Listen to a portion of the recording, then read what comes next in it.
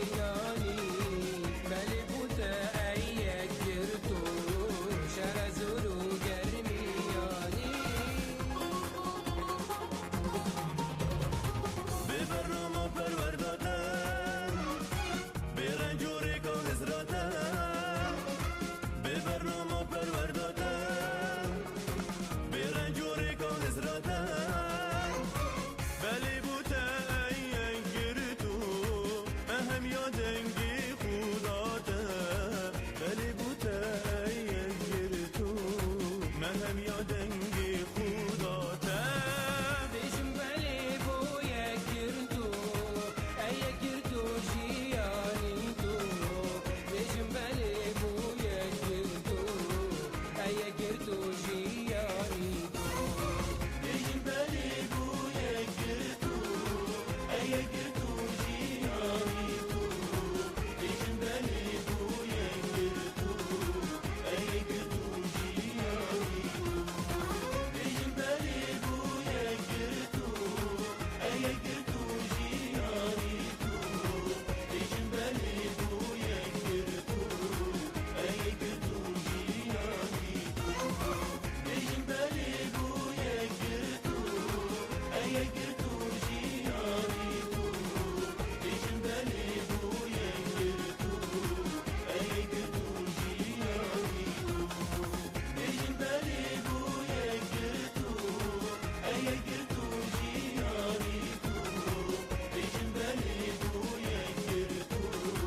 ئەیەکگرت و ژیانی تۆ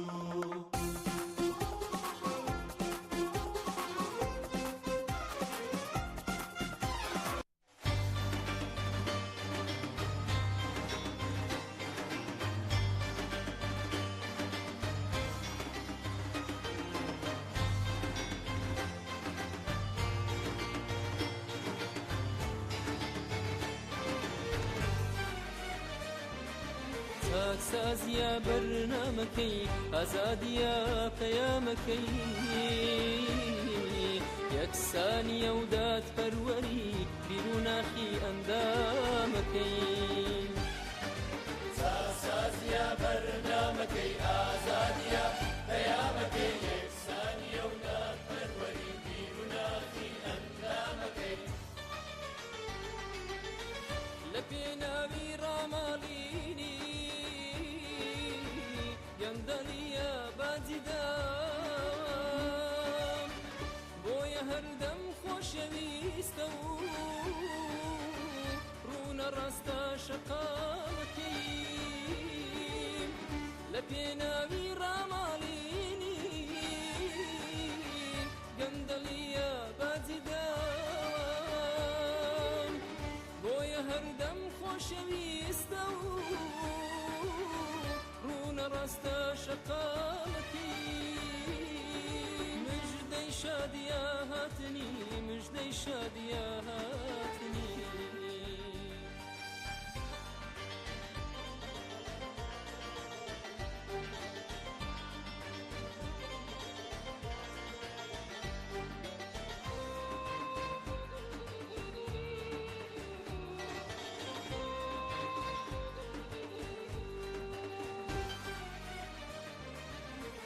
لەژێر پەیڕەوی فەرموودە و تیشکی قورئانە کارەکان لە هەر شوێ ئەو بوونی هەبێ خێوی گەندەڵی بارەکان لەژێر پەیڕەوی فەرموودە و تیشکی قورئانە کارەکان لە هەر شوێ ئەو بوونی هەبێ خێوی گەندەڵی بارەکان دوورە لا بێدا و ئەفسانە خزمەت گوزاریە بەدین بێباکە لەوەی ناحاڵی دژی هاتوو هەوارەکان دوورە لا بێدا و ئەفسانە خزمەت گوزاریە بەدین بێباکە لەوەی ناحاڵی دژی هاتوو هەوارەکان مژدەی شادیە هاتنی مژدەی شادیە هاتنی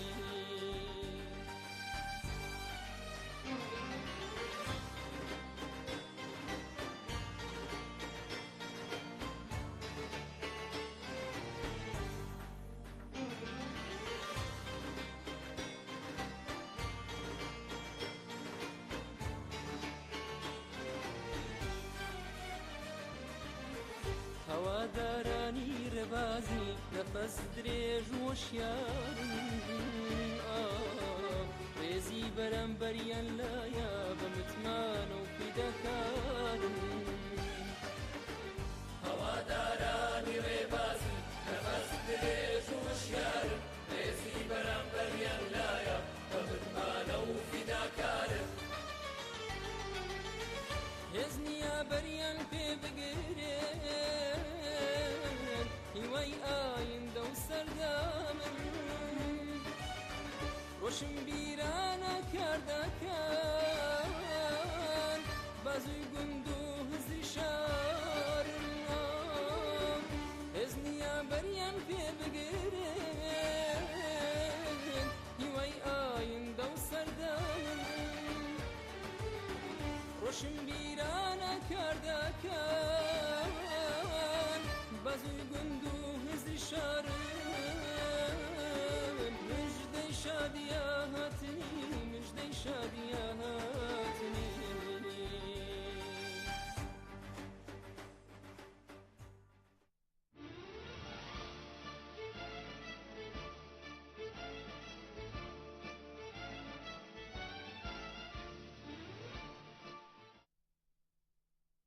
جميعا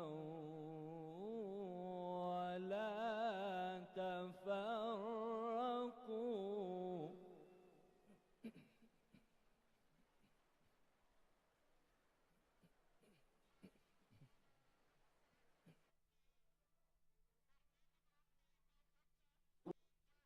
نعمة الله عليكم إذ كنتم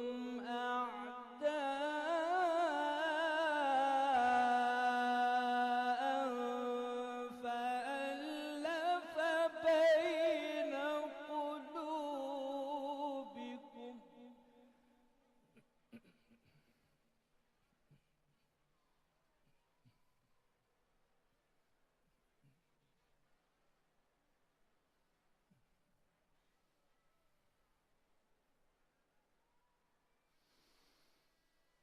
إذ كنتم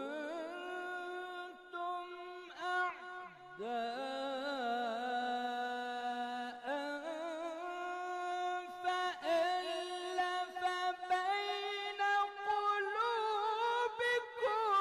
فأصبحتم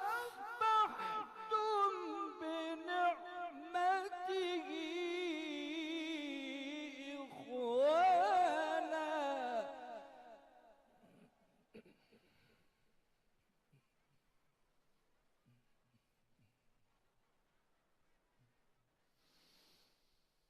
إذ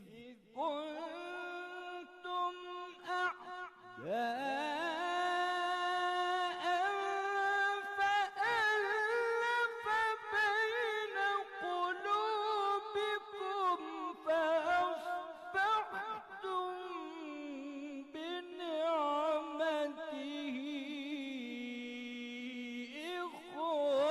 إخوانا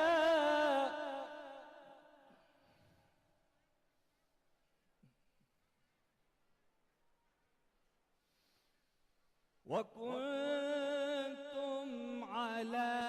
شفا حفرة من النار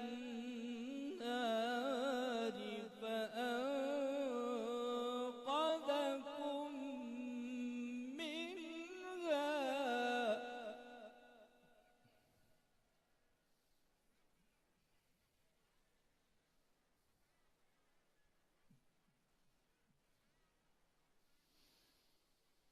كذلك يبين الله لكم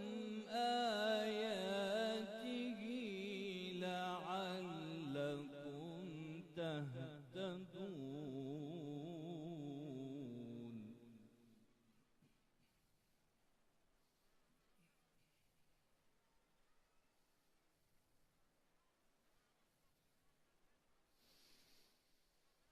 ولتكن منكم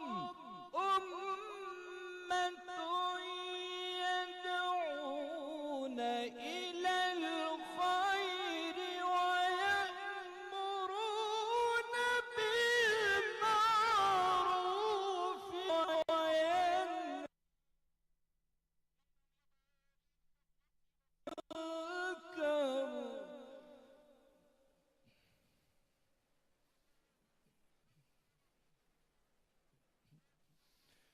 وأولئك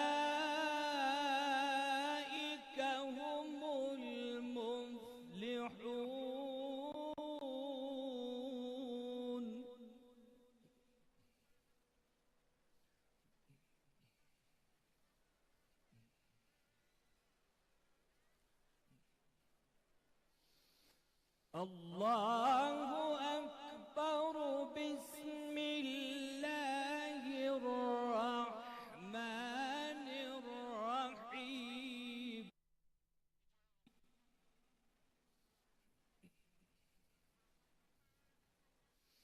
بسم الله الرحمن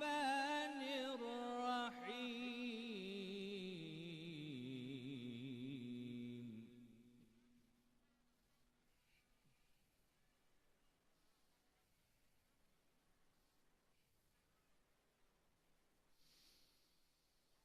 إذا جاء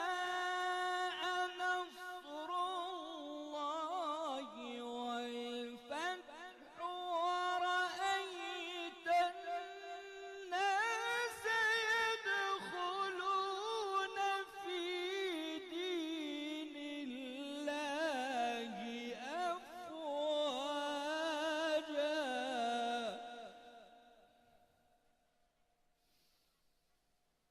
فسبح بحمد ربك واستغفره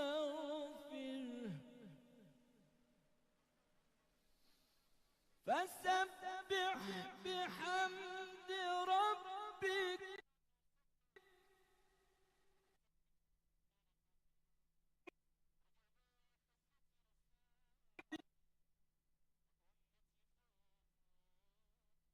سبح بحمد ربك واستغفره إنه كان توابا صدق الله العظيم.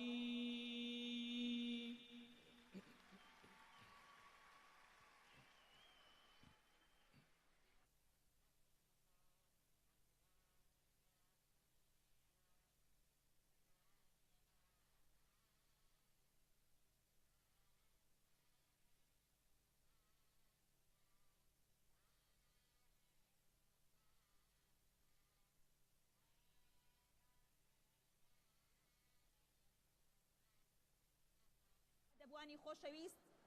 لەلایەن کۆرسی لاوانی یەکگرتووی ئیسلامی کوردستانەوە نمایشی لیستی 175 پێشکەشەکرێت با بفەرمونون.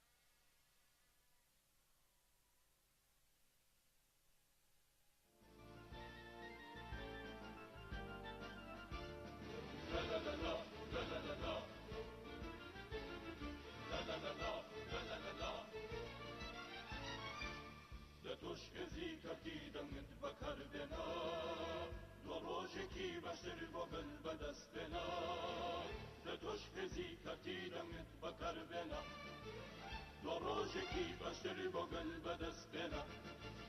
خولاسۆ چاوەڕێی متمانەیەوە هەروانێکە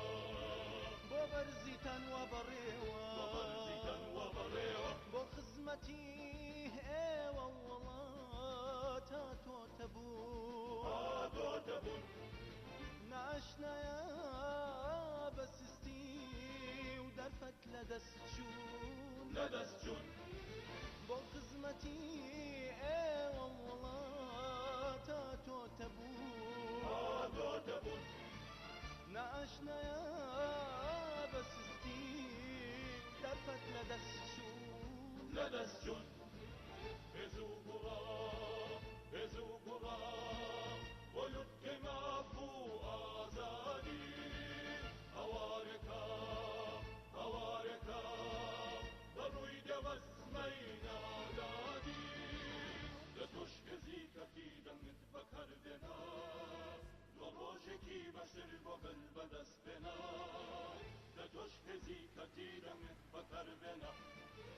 لە ڕۆژێکی بەشتر بۆ گەل بەدەستێنا خودایە بەناوی تۆ دەستمان پێکرد و هەر بەناوی تۆش بەردەوامە بین مێژوو زەمن ڕابردووی ئێوە شاهیدە چەند ئەفسون و چەند ئەستێرە و چەند غوربەت و چەند تەمەنی پڕ لە هەوراز چەند گوڵاڵەی شەهیدی بێپەڕ و بێناز چەند هەنسکینی وەشەوی کردە کاروانچی سەرەڕێ من ئەمێستا بە خامەیەکی کولەوە ڕۆحی پاکتان ئەنووسمەوە بە بۆنی میسک ئەی هاوڕێیانی سەفەرم ئێوە لێرە لە هەناوی داستانێکی پڕماجەرا لە نێو کلۆری دڵی بەرد ئاسایی ئەم نیشتیمانە لە نێو کلۆری دڵی بەرد ئاسایی هەژار بخۆی ئەم دایکە نیشتیمانەدا ڕەنگی شەفەقتان داگیرسان لە نێو غوبار و تەپ و تۆزی ڕێی سەفەرە میوانداری خۆرتانە کرد چوونە نێو تاریکایی شەو و نووسنتان بە ئاگاهێنایەوە ئێوە بە خۆتان زانیوە ڕووسوریتان ڕەنگی سووری شەهیدانە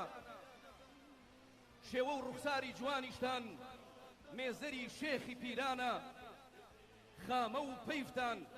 بۆنی نەورەسی لێوە دێ و نەسیمی سوبحانی دێنێ و هەناسەشتان عەتر ڕێژی لای کابانی کوردی بووە ئاونجی سەرپەڕەی گوڵ و درەختی سەدان ئاوات و هەزار ئاوازی گرتووە ئێوە دڵتان حجرەیەکە لە بانگەواز و عەقیدە ئێوە دڵتان حجرەیەکە لە بانگەواز و عەقیدە پیرە شاخێکە لە خەم و هیوای گەلێک ستەمدیدە ئێوە بوونە چرای ڕێگا و کەپری ئاوارەیی خەڵک و چاوی فرمێسکاوی باران بوونە برنەوی شێخ مەحموود بە شانی چیاکانەوە بوون بە پەڕەی تەفسیرێکی هێجگار ڕۆشن بە حاشیەی تەفسیرەکەی مامۆستا مەلا عوسمانەوە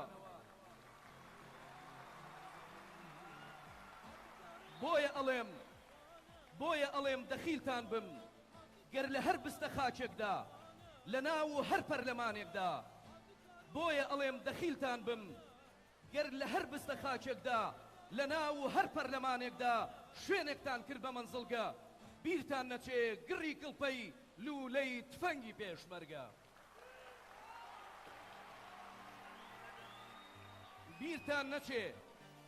بیرتان نەچێ لاپەڕەی لول و پێچراوەی با خەڵی یادەوەریتان بیرتان نەچێ ویرد و نزا و خەمی قوڵی ڕۆژانی دەربەدەریتان بیرتان نەچێ ئەم سەرپۆشە بوێرانە بۆ ئێوە بوونە لانکەی خەم بیرتان نەچێ ئەم سەرپۆشە بوێرانە بۆ ئێوە بوونە لانکەی خەم بۆ ئێوە بوونە دەسرازەی ئومێد و شنەی شەماڵی سوبحدەم بوونە سەدان قوتابخانە و هەزاران تۆقەی گوڵبەدەم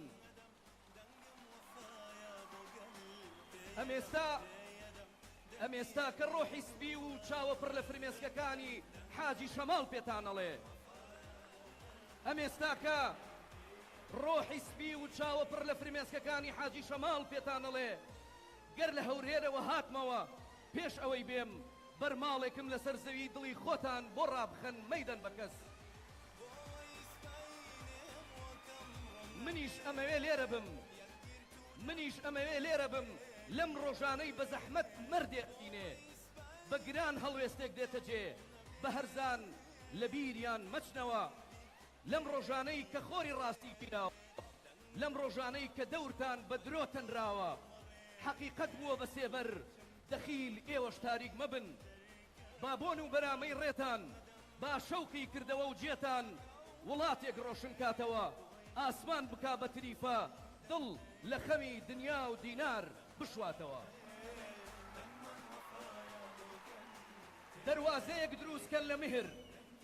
دەروازەیەک دروستکەن لە میهر لە پڕ بێ لە تەماشای ئێستا لە ئاوردانەوە بۆ دوور لە مەحەبەتی بێسنوور مەحەبەتێ ژیان بەبەر ژیاندا بکاتەوە دەستی پیاوێکی پیر بگرێ مناڵێکی بێنازی بێدایک و باوک ژیر کاتەوە ئەوە چاوە گەشەکانی یەکەم شەهیدی ئەم شارە سیما ماش و برنجەکە مامۆستا بەکر پێتانەڵێ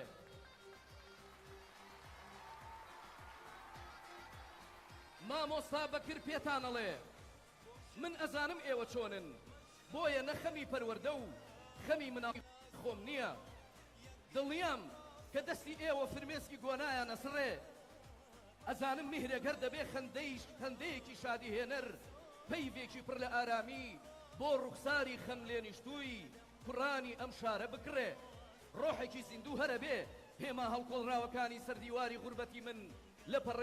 لەسەر پەڕەی دڵیان بدڕێ بەڵام خۆ دەبێ پزیسی خەمخۆری و دڵسۆزی ئێوە بگاتە نێو دڵی گشت تا مناڵانی بێباوک و پیرە پیاوانی پەککەوت و ژنانی ڕەشپۆشی شار و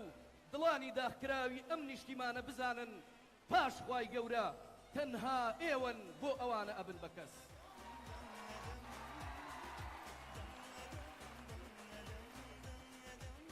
ڕێبوارەکانی ڕێگا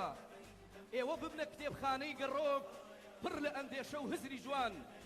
پڕ لە وشەی گرانبەها بە کوچە و کۆڵانە بگەڕێن ببەشنەوە سرۆ سەفا کوورەی جوامێریتان جۆشتن بە فریایی هەموو کەسکەون دڵی گەورە و بچوو خۆشکەن سنگی ڕێگا پاکەنەوە درەختی ئەمەل بڕوێنن چرای ڕزگاری هەڵکەن و خەو لە چاوتان بتۆرێنن تا هەموو خەڵکی کوردستان بەری ئاسوودەیی بگرن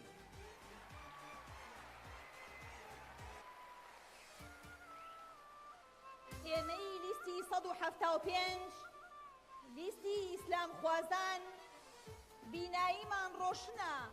وەک سیما نورانیەکەی مامۆستا مەلا عوسمان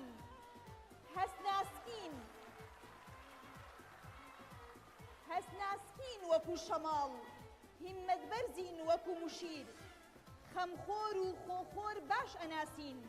کۆن بن یان نوێ لە سۆران بن یان بادینان لە کوردستان بن یا لە عەرەبستان ئێستاش داوا لە زۆر بەڕێز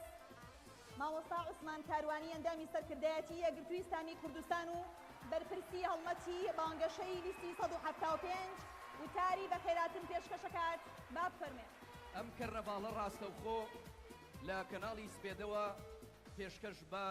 سەرجەم بینەرانی بەڕێز و خۆشەوی سەکرێ کاتان لێەکەین جۆش و خرۆشی ئێوە شەکانەوەی ئاڵاکانتان لە ئەم کەرنەباڵە شکۆدارەدا با زیاتر و زیاتر بدرەوشێتەوە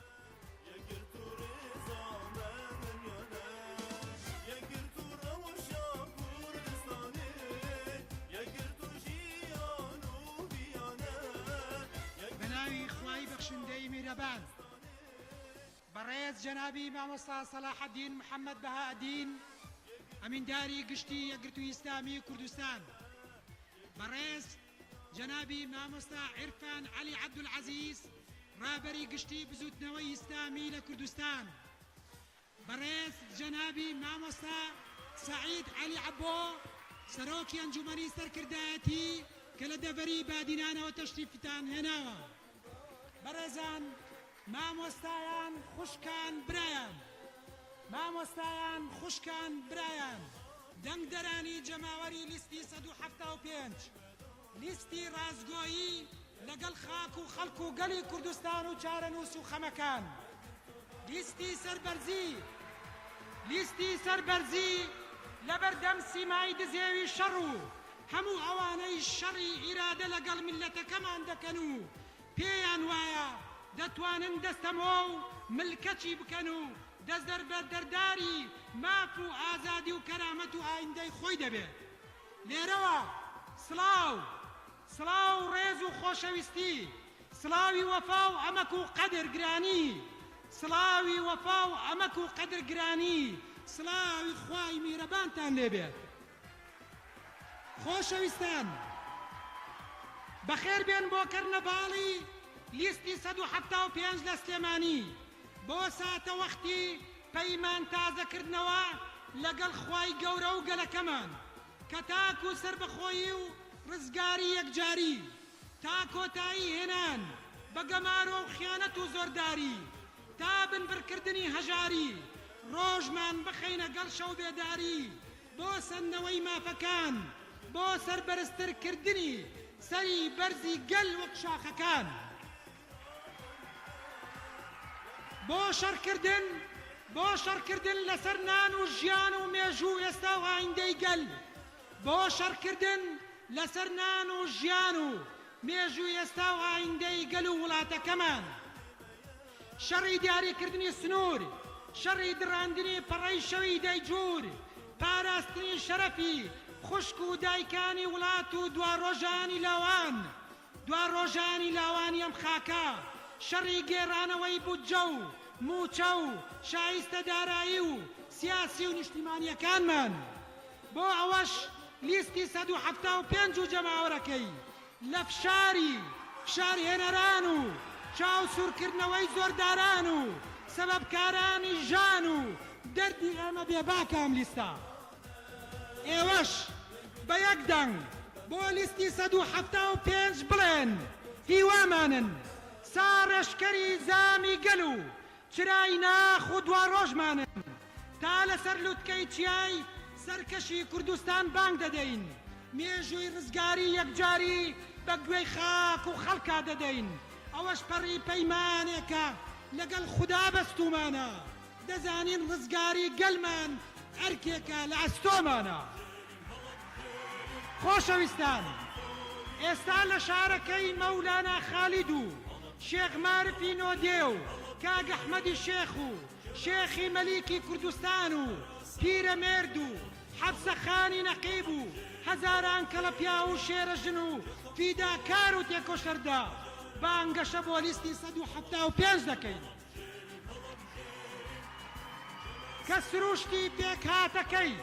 کە سروشتی پێکهاتەکەی و جۆری تێگەیشتن لە پەیامەکەی خۆی بە درێژە پێدەری هاوچەرخی ئەو سەرمەشقانە دەزانێت سلێمانی بە تایبەتی و کوردستان بە گشتی لە ئامێزی خەبات دەگرێت. لەم ڕوانگەیەشەوە لیستەکەمان لیستەکەی خۆتان سەرەتای ڕێگەیەتی چاوی لە زۆر شل لە ئاین دەبڕیوە بۆ ئەوەی بە شێوەیەکی نوێ خۆمان پێناسە بکەینەوە ببینە شادەنگێکی ڕازگۆ لەگەڵ میلەتی خۆماندا هەمووشمان بە دەنگێکی یەکگرت و بڵێین تا ئێستاش کە عەوداڵی پێناسەی قوڵی بوونمم ساڵەهای ساڵ سوێ لە سکچووی تراژیدیای لەدبوونمم چاوم لە ئاسۆی ڕۆژێکە سەرەتای ژیانێکی نوێ بێ پەیامی ڕەهایی گیان و شامشتەی ئازادی پێبێ بۆیە سڵاو لەگەڵی خۆمان دەکەین لە هەر کوێ هەن سڵاو لە بادینانی خۆشەویست و دەنگ و ڕەنگە حەق بێژوازاکانی سڵاو لە هەولێری درێر و قەڵاو و منارە سەربەرزەکەی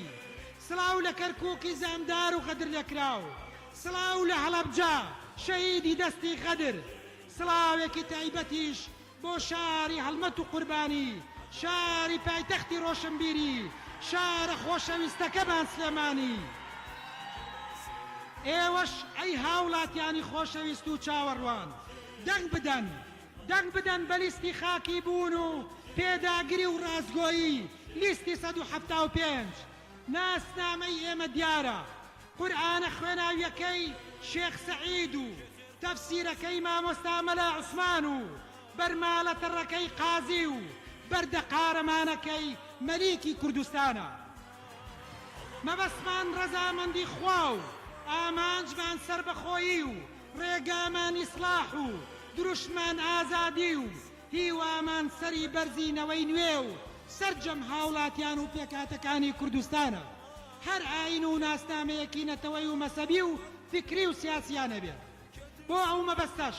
هەمومان دەنگ بە لیستی 175 دەدەین لیستێ کە بۆ پارێزگاری لە کەرامەتمان و بەدەستهێنانەوەی مافەکانمان و هەوێنی یەکرێزیمان و خەباتکردن بۆ ژیانێکی باشتر و دوا ڕۆژێکی ڕووناکتر دەکۆشێت لە چاوەڕوانی ئایندەیەکی جیاواز و پڕ لە هیوادا بانگی بەرخۆدانی مەدەنی هەڵدەدەینەوە و چاو دەبڕینە پشتیوانی خوای گەورە و حەق خوازانی وڵاتەکەمان و دەمدەرانی لیستەکەمان بمێنن بەخۆشی سەربەرزی بۆ کوردستان و گەلەکەی خۆشەویستیمان بۆ سلێمانی و دانیشتوانە خۆشەویستەکەی سەرکەوتن بۆ لیستی 175 لیستی ڕازگۆیی لەگەڵ خەڵک و پێداگری لەسەر مافەکانمان وەسەلام عەلەیکم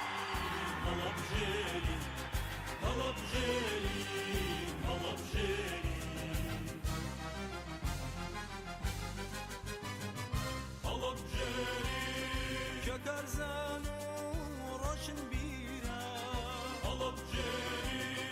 كبو بيش خستن منجيرا ككرزان وروشن بيرا عثمان کاروانی ئەندامی سەرکردایەتی یەکگرتووی ئیسلامی کوردستان بەرپرسی هەڵمەتی بانگەشەی لیستی 175 بەڕێزان و خۆشەویستان ئەگەر ئێستا ئەم جۆش و خرۆشەی ئێوە لەناو ئەم کەرنەڤاڵەیە تێکەڵ بە دەنگی حەماسەت خوڵقێنی هونەرمەندی بە ئەزمون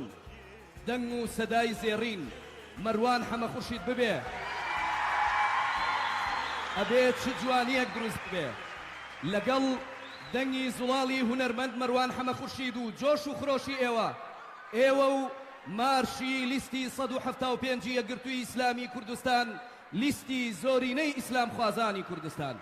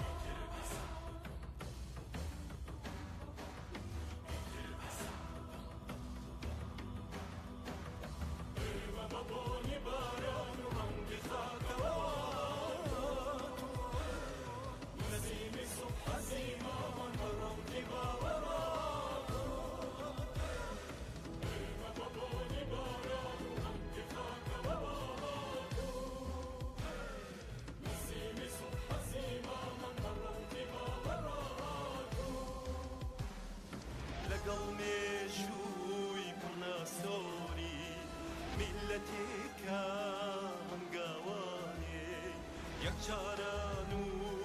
سوئایندە بۆی هاتووین و بۆی هاتووی لەگەڵ مێژووی پڕنە سۆری میلەتێکە گاوایێ یەکجاران و سوئایندە بۆی هاتووین و بۆی هاتووی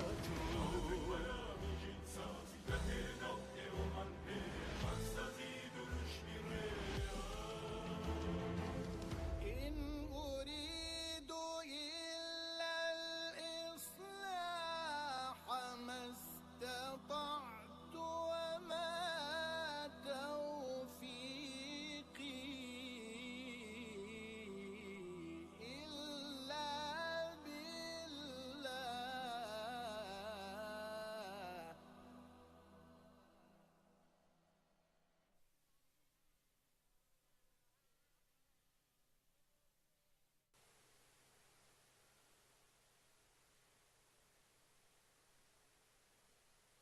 کلاستم هراسان که خمخوری هجاران کلاستم هراسان هلم جيري هلم جيري هلم جيري هلم جيري لیستی 175 وەکو پێشینانی ئەم ئومەتە چرای ئیسلاحخوازیمان لە شەوە زەنگی قەیرانە هەردەمەگڕێ مرۆڤ دۆستین وەک پەیامدارانی ئەوسا و ئێستا دروشممان برایەتیە سڵاو و خەندە لە لێومان دانابڕێ وەرنگەلۆ وەرنگەلۆ لەگەڵ ئێمەی ئیسلام خواز بن بۆ هەژاران ببین بە کولێرە و سفرە و کاسەی پڕی ئاشتی ماڵان وەرن پێکەوە ببینە ئاسا ببینە هێز بۆ لاواز و چەوساوەکان ببینە موسای زەمانە فیرعەون هارون و هامان لە دەریای غیرەتمانە بێنە خنکان ئێستاش لەلایەن زۆر بەڕێز دکتۆر عومەر زەڵمی وتاری زانایانی ئاینی بۆ پشتیوانی لیستی 175 پێشکەش دەکرێت با بفەرمێ هلم جيري كلاستم هراسان هلم جيري هلم جيري هلم جيري هلم جيري هلم جيري كاشتي خوازو بسوزا هلم جيري كبا گندو شردت سوزا هلم جيري كاشتي خوازو بسوزا هلم جيري كبا گندو شردت سوزا ككرنامي سفي باكا كدن سوزي قلو خاكا ككرنامي سفي باكا كدن سوزي قلو خاكا هلم جيري هلم جيري هلم جيري بسم الله الرحمن الرحيم الحمد لله رب العالمين الصلاة والسلام والبركات على أفضل الأنبياء والسيد المرسلين محمد وآله وصحبه أجمعين خواي پروردگار فرمي وتعاونوا على البر والتقوى ولا تعاونوا على الإثم والعدوان صدق الله العظيم بريز جنابي أمين داري قشتي قرتي إسلامي كردستان بريز رابري قشتي بزوتنوي إسلامي كردستان بريزان لسر كردايتي لستي إسلامي وتاك خوازاني كردستان بريزان كانديدا خوشويستكان وهالكوتو بيكوتوكاني ناو لستي 175 إصلاح خوازاني كردستان جەماوەری ئیسلام پەروەری کوردستان ئامادەبووانی کەرنەڤاڵی پشتیوانی لیستی یەکڕیزی موسڵمانان خوازیارانی گۆڕانکاری و ڕیشە کێشکردنی گەندەڵی سڵاوی خوای گەورەتان لەسەر بێت سڵاوی خوا ڕەحمەتی خوا ڕەحمەتی خوای پەروەردگار لەو ڕۆحە پاکانە بێ کە گیانیان بەخت کرد لە ڕێگەی کاروانی ڕابوونی ئیسلامی لە کوردستان و سەراپای دنیادا. بەڕێزان، ئێمەی زانایانی ئاینی هەردەم پەرۆشی یەکڕیزی و یەکخستنەوەی نێوماڵی ئیسلامیەکانی کوردستان بووین. دژی دوو ئیدارەیی و شەڕی ناوخۆ و لێکترازان و دووبەرەکی نێوان ڕۆڵەکانی میلەتەکەمان بووین. بۆیە بە ئەرکی سەرشانی خۆمان دەزانین کە سەرنجدان بۆ لای ئەم چەند خاڵەی خوارەوە ڕابکێشین. یەکەم، جەختکردنەوەمان لەسەر بەشداریکردنی جەماوەری کوردستان لە پرۆسەی هەڵبژاردن و چوونە سەر سندوقەکانی دەنگدان کە ئەمە نەفرەتکردنە لە شەڕ و کاولکاری و جەرگ سووتان. ئەو شەڕەی کە ساڵانێک میلەتەکەمان پێوەی گرفتار بوو. دوو، لە سۆنگەی ئایەتە پیرۆزەکانی قورئان و فەرموودە شیرینەکانی پێغەمبەرەوە صەڵی الله عەلەیه وسەلەم دەنگدان ئەمانەتە لە دەست دەنگدەردا و ڕۆژی هەڵبژاردن دەیداتەوە بە پاڵێوراوەکان. خوای گەورە فەرمێ: أعوذ بالله من الشيطان الرجيم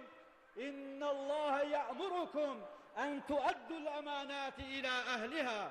خوا فەرمانمان پێ دەکات کە دەنگی ئەمانەتمان بدەین بەو کەسانەی کە شایستە و سیفەتی ئەمینداریان تێدایە. وەک چۆن دەنگدان شایەتی دانیشە کە من و تۆی دەنگدەر بە قەڵەمەکانمان لەو ڕۆژەدا شایەتی دەدەین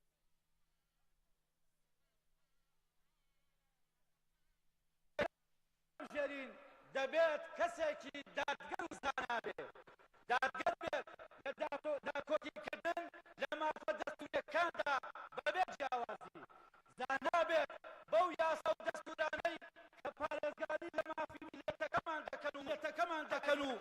ئاینەکەی بەرزادەگرن. کەواتە دەبێت دەنگدەری بەڕێز ئاگادار بێت مسلمانی وەکو گەلی کوردی کوردستاندا، کوردستانی ئازیزماندا نابێت و دروست نییە کە ئەو کەسەی ئێمە دەیکەینە نوێنەری خۆمان شانازی بە ئاینی زۆربەی میلەتەکەمانەوە نەکات. کە ئاینی بەرزی ئیسلامە، بۆیە ڕاشکاوانە عەرزی هەموو لایەک دەکەین کە دەبێت ئێمەی دیندار و ئەهلی مزگەوت دەنگ بە کەسانێک بدەین کە دیندار و دەستپاک و خەمخۆری ڕاستەقینەی گەل و میلەت بن. هەر لەم ڕوانگەیەوە ئێمە وەک سەدان زانای ئەم هەرێمە پشتیوانی خۆمان لە لیستی 175 یەکگرتووی ئیسلامی کوردستان دەکەین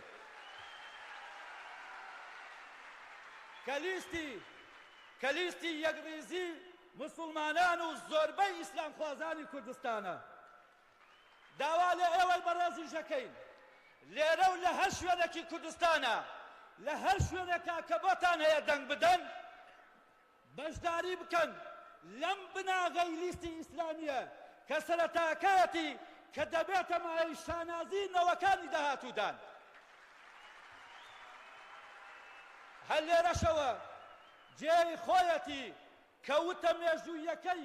مامۆسای مفەسیر و ڕدەنسپێکە و نێو چاو نورینەکە و چاو بەفرمێسکەکەی ڕابەری ڕابوونی ئیسلامی کوردستان جەنابی مامۆستا مەلا عوسمان و وەبیر هەموومان بێنینەوە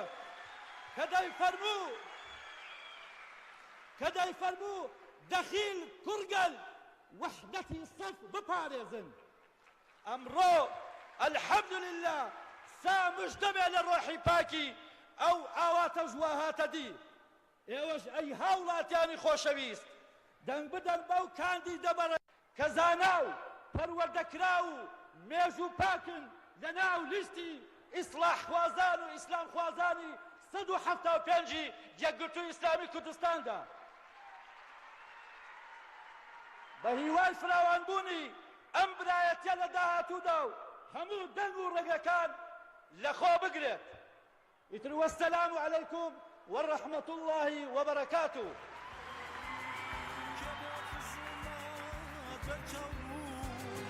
که ترسی خدای لدلای که با اموال وقت برایا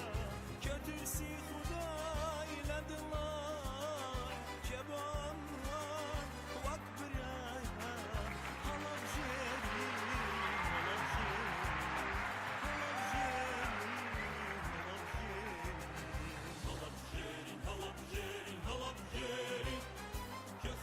زۆر سپاس بۆ بەڕێز دکتۆر عومەر زەڵمی بۆ وتە جوانەکەی. ئێستاش داوا لە ئامادەبوانەکەین بە جۆش و خرۆشەوە و ئێمە پێشوازی لە کاندیدە بەڕێزەکانی لیستی 175 دەکەین. با بخۆرمون بۆ سەر ستەیج.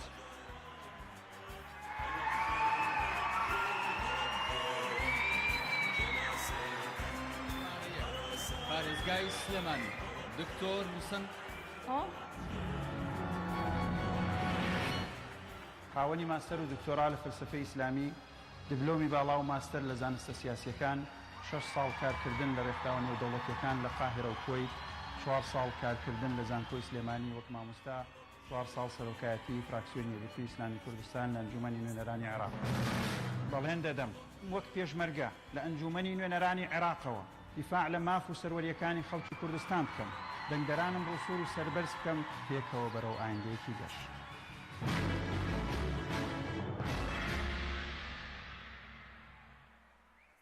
کاندیدی ژمارە 2 پارێزگای سلێمانی ناسک تۆفیق عەبدولکەریم. 15 ساڵ خزمەت لە بواری پەروەردەیی وەک مامۆستای فیزیا لە ناوەندی و دواناوەندیەکانی شاری سلێمانی، 20 ساڵ خەباتی ڕێکخراوەی مەدەنی لە بواری پیشەیی و خوشکان و قوتابیان، بڕیاردەری لیژنەی پیشەسازی و وزە و سامانە سروشتیەکان و ئەندامی لیژنەی داکۆکی لە مافی ژنا لە پەرلەمانی کوردستان خولی سێهەم. بەڵێن دەدەم بە باوەڕی پتە و دڵسۆزانە، ڕازگۆیانە و ئازایانە بەردەوام دەبم لە خزمەتکردن و داکۆکیکردن لە مافە دەستوری نەتۆیەکان بە مەبەستی دەستخستنی پشتی ڕاستەقینی هەرێمی کوردستان لە بودجەگشتی عێراق تا چیتر موچە و قوتی هاوڵاتیان بە سیاسی نەکرێ و یاری پێنەکرێ پێکەوە بەرەو ئایندەیەکی گەشت.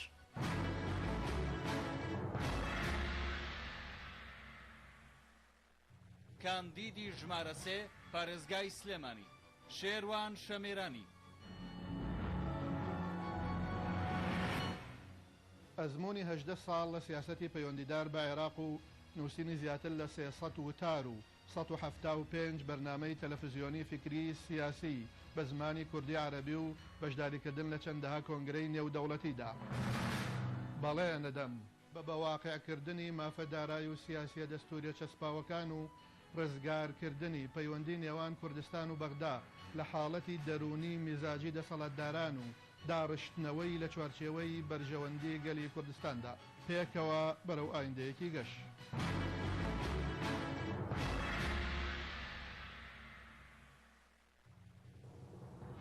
کاندیدی ژمارە 4 پارێزگای سلێمانی دکتۆر فاتح محەممەد سەنگاوی.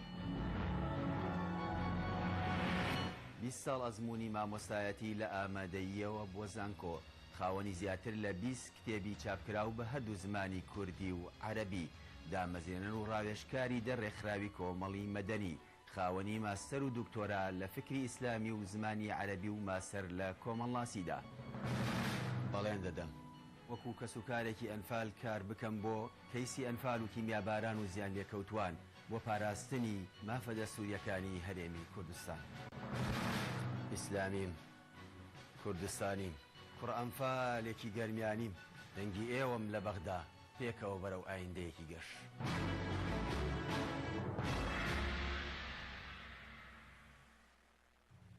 کاندیدی ژمارە 5 پارێزگای سلێمانی دکتۆر شێرکۆ جەودەت. 27 ساڵ ئەزمموی نێودەوڵەتی لە بواری گەشەپێدانی مرۆیی و ئابووری و بەڕێنماردبوونەوەی گەندەڵی کۆڵمان نەدا لە گێڕانەوەی زیاتر لە 3 ملیارد دۆلار لە دارایی گشتی بەهەدەردراو لە سامانی سروشتی نۆت و گاز. کۆڵمان نەدا لە ئاراستەکردنی 218 بەرپرسی تێوەگلاو لە کەیسەکانی گەندەڵی بەرەودادگا. کۆڵمان نەدا لەوەی کە زیاتر لە 300 ملیارد دینار بگەڕینەوە بۆ دارایی گشتی لە دەرەنجامی ئەو هەڵانەی کە لە لیستی موچەخۆرانی هەرێمی کوردستانە هەبوو و چەندین پێشەلکاری یاسایی. بەڵێنە کۆڵ نادەم بۆ دابینکردنی باشترین و شیاوترین بوجە و موچە بۆ هاونیشتیمانیانی هەرێمی کوردستان و عێراق. کۆڵ نادەم بۆ سەقامگیری سیاسی و ئابووری لە عێراق و لە هەرێمی کوردستان پێکەوە بەرەو ئایندێکی کەش.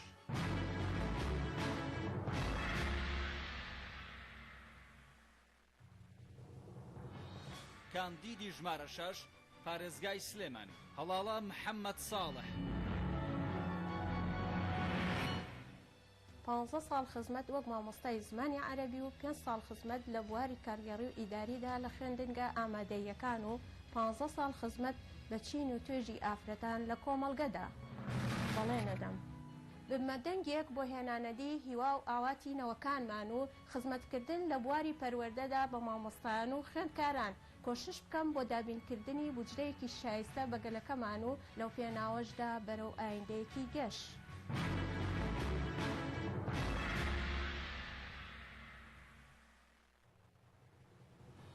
کاندیدی ژمارە 7 پارێزگای سلێمانی لوقمان حسین حەسەن 20 ساڵ ئەزموون لە بواری پەیوەندەکانی دەرەوە و کاری دیبلۆماسی، 14 ساڵ ئەزموون لە کەرتی تایبەت لە بواری خزمەتکردن بە حاجیان و عمرەکاران و گەشتیارانی کوردستان. لە چوارچێوەی برایەتی ئیسلامی خۆم بە خۆشحاڵ دەزانم وەکو قوتابیەکی مامۆستا مەلا عوسمان و کاندیدی بزوتنەوەی ئیسلامی بەشدار بووم لەگەڵ براکانم لە لیستی یەکگرتووی ئیسلامی کوردستان. بەڵێن دەدەم پشت بەخوای گەورە پاشان ئێوەی دەنگدەر وەکو خزمەتکارێکی ئێوە دەبمە بەرکردیکار لە تەواوی مافەکانتان. بەڵێنەکانمان کردارەکانمان دەبێت ڕازگۆیی و متمانە و شەفافیەت زامنی پەیوەندیەکی بەردەوامە.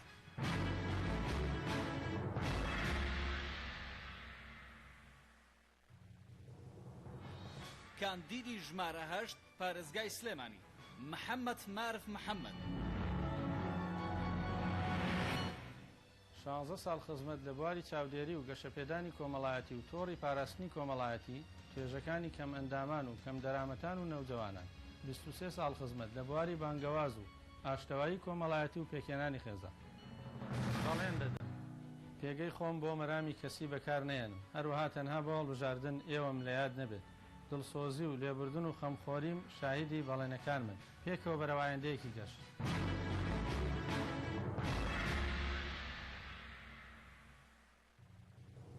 کاندیدی ژمارە 9 پارێزگای سلێمانی محەممەد مستەفا برایم 16 ساڵ خزمەت لە بواری پەروەردەی وەکو مامۆستای ئابووری 27 ساڵ خزمەت لە بواری پیشەیی و ڕێکخراوی و خێرخوازی و ڕاهێنەری گەشەپێدانی مرۆیی. بەڵێن دەدەم بۆ چەسپاندنی مافە نەتەوایەتەکانمان لە چوارچێوەی دەستوری عێراقدا هەوڵ دەدەم پارێزەری موچە و بجەی ئێوە بم، هەوڵ دەدەم بۆ هێنانەدی خەون و ئاواتی گەنجانمان بە تایبەتی دەرچوانی زانکۆ و پەیمانگەکان بەیەکەوە بەرەو ئایندەیەکی گەشت.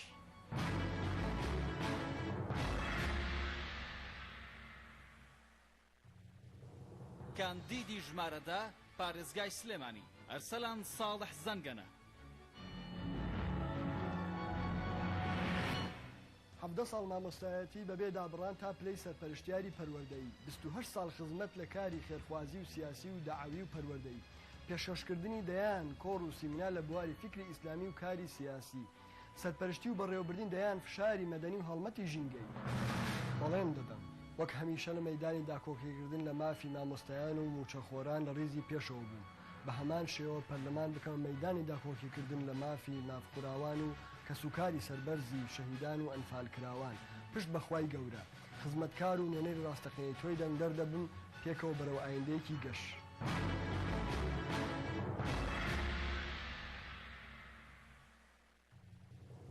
کاندیدی ژمارە 11 پارێزگای سلێمانی مامۆستا ڕەئوف قەرەداغی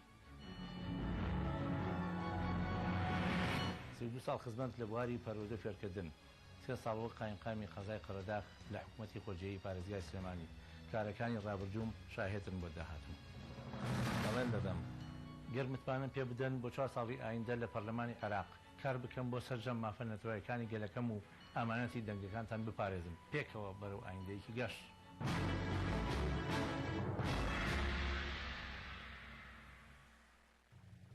کاندیدی ژمارە 12 پارێزگای سلێمانی نەخشین عەلی عەبدوڵڵا.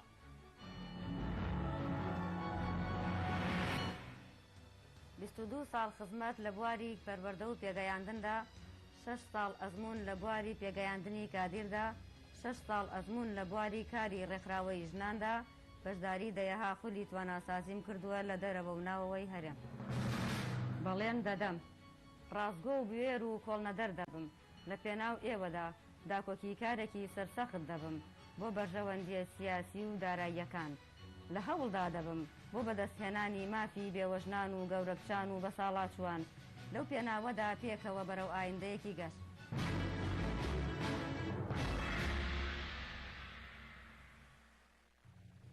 کاندیدی ژمارە 13 پارێزگای سلەیمانی، ناسح کەمال هەورامی. 15 ساڵ خزمەت لە بواری پەروەردەدا وەک مامۆستای ئامادەیی، 17 ساڵ کارکردنم لە بواری ڕێکخراوەییدا، 4 ساڵ بەڕێوەبەری ڕێکخراوی ناحکمی YIDC، ئەندازیاری کیمیایی بۆ بەرەمێنانی گازەکان، بە دەزێنانی 4 بڕوانامەی زانستی لە بواری گەشەپێدانی مرۆیی لە زانکۆی ئەمریکی و زانکۆی سەلاحەدین. بەڵێن دەدەم بە پسپۆڕی و ئەزموونەکانم گەرنتی بە دیێنانی مافەکانی گەنجان دەکەم، کار دەکەم بۆ بوژانەوەی ناوچە گەشتیاریەکانی کوردستان بە گشتی و هەورامانات بە تایبەتی، پێکەوە بەرەو ئایندەیەکی گەشت.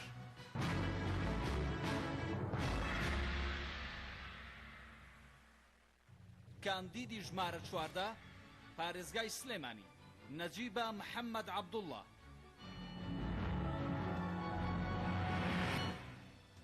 13 ساڵ خزمەت لە بواری پەروەردە و پێگەیاندن، 15 ساڵ چالاکوانی کۆمەڵگەی مەدەنی. بەڵێن دەدەم ببمە دەنگێک بۆ چەسپاندنی مافە نەتەوەیەکان لە دەستوری عێراقدا و دەستەبەرکردنی دادپەروەری و کارکردن بۆ کاراکردنی ڕۆڵی ئافرەت لە کۆمەڵگا و پێکەوە بەرەو ئایندەیەکی گەشت.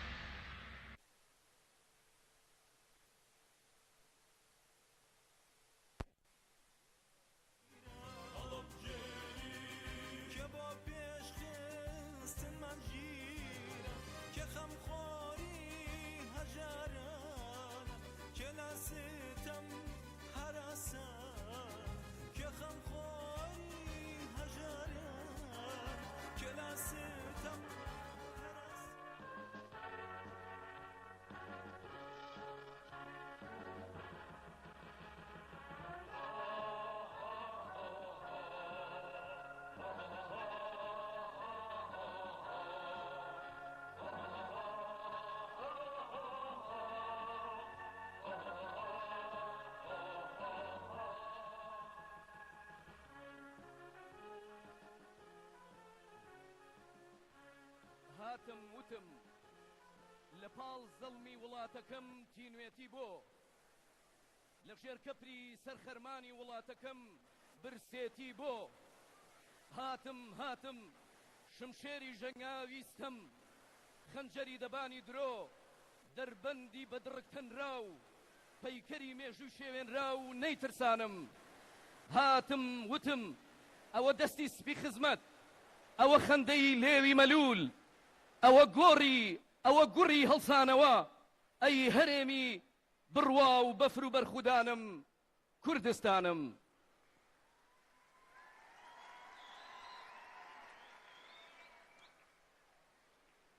ئامادەبوانی بەڕێز و خۆشەویست، ئێستاش هەمووان بەو پەڕی جۆش و خرۆشەوە پێشوازی لە وتەی پیاوە حەکیمەکە، ڕۆح سپی و دڵ نورینەکە،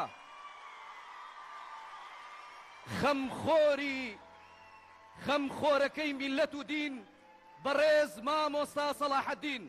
بە پێشوازێکی گەرمەوە با بفەرمێ.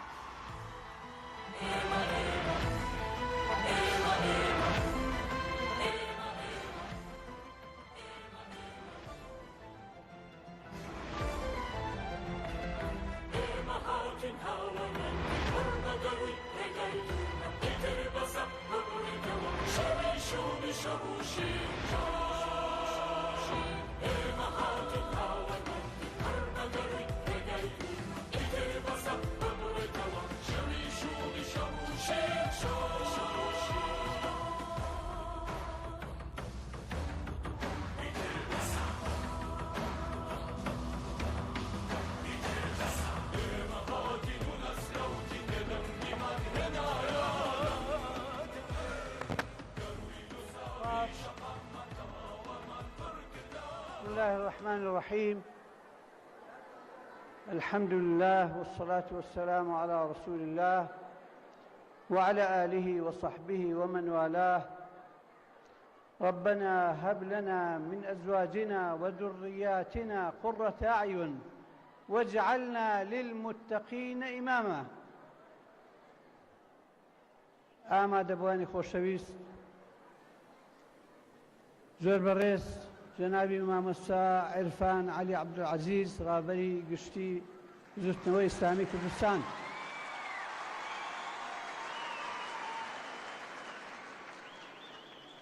زۆر بەڕێز جەنابی مامۆستا مەلا محەممەد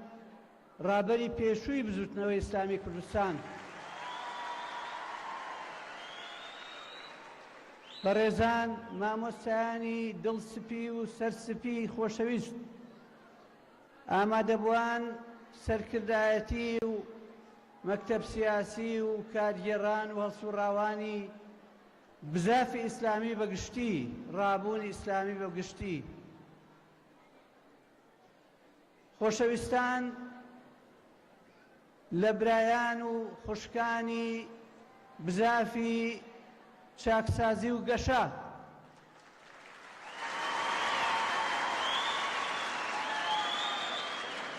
خۆشەویستان بەڕێزان ڕێکخراوەکانی کۆمەڵگەی مەدەنی، پشتیوانەکانی ڕابوونی ئیسلامی و کاری هاوبەشی ئیسلامیەکان،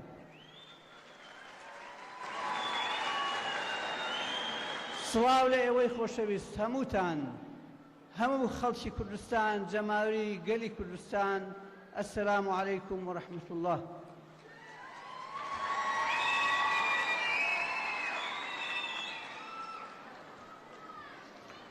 لێرەوە لە سلەیمانی شاری هەڵمەت و قوربانی، پایتەختی ڕۆشنبیری،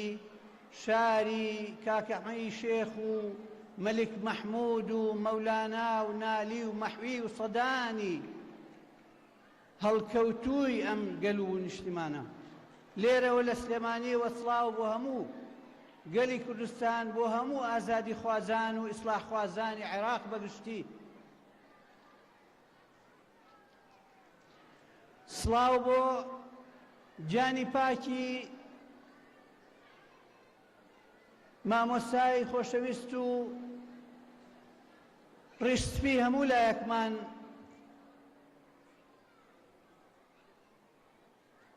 جەنابی مامۆستا مەلا عوسمان، ڕەحمەت و بەرەکات و فەزڵی خوایی بڕژێ بەسەر ڕۆحی پاکە کە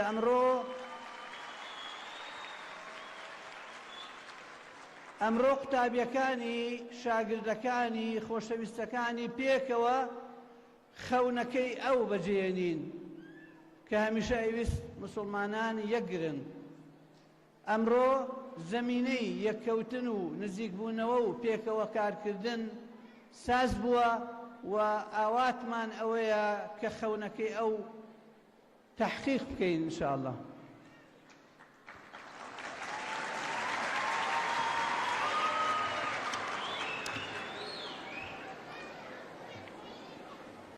ئەم کۆبوونەوەیە کە بۆ پاڵپشتی و پشتیوانیە لە لیستی 175 لیستی ئیسلام خوازان و خەمخۆرانی شوناسی ئاینی و ئەخلاقی ئەم میلەتە، لیستی هەموو ئەوانەی کە یانەوێ موسڵمانان برابن و تەعاون بکەن لەسەر بر و تەقوا و چاکە و هاوکاری یەکتر بکەن بۆ ئەوەی بەرەنگاری، گەندەڵی و خراپەکاری بوەستن، لە عینی وەختا تۆوی خێر و چاکە و ئیسلاح و خێرخوازی بنێژن. ئەم ڕێبازە درێژکەرەوەی هەموو ئەو گەورە پیاوانەیە کە سەروەری ئەم گەلەی ئێمەوە بەوانەوەیە، هەموو ئەوانەی مێژووی ئەم میلەتیان نەخشاندووە، هەموو ئەوانن کە شێخانی گەورەی تەریقەت، زانایانی گەورەی حوجزە و میحراب و منبەر گەورە پیاوانی هەڵکەوتووی زانست و عیلم و عیرفان ئێمە شانازیمان ئەوەیە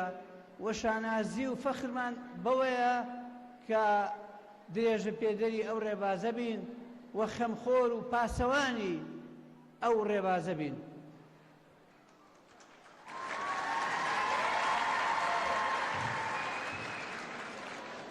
بۆیە سڵاو ئەنێرین بۆ پێشمەرگەی خۆشەویست لە بەرەکانی جەنگ کە توانیان دیفاع لەم نیشتیمانە بکەن بە باخەڵی خاڵی بە نیەتی پاک و دڵی پاک. سڵاو ئەنێرین بۆ خانەوادەی شەهیدان،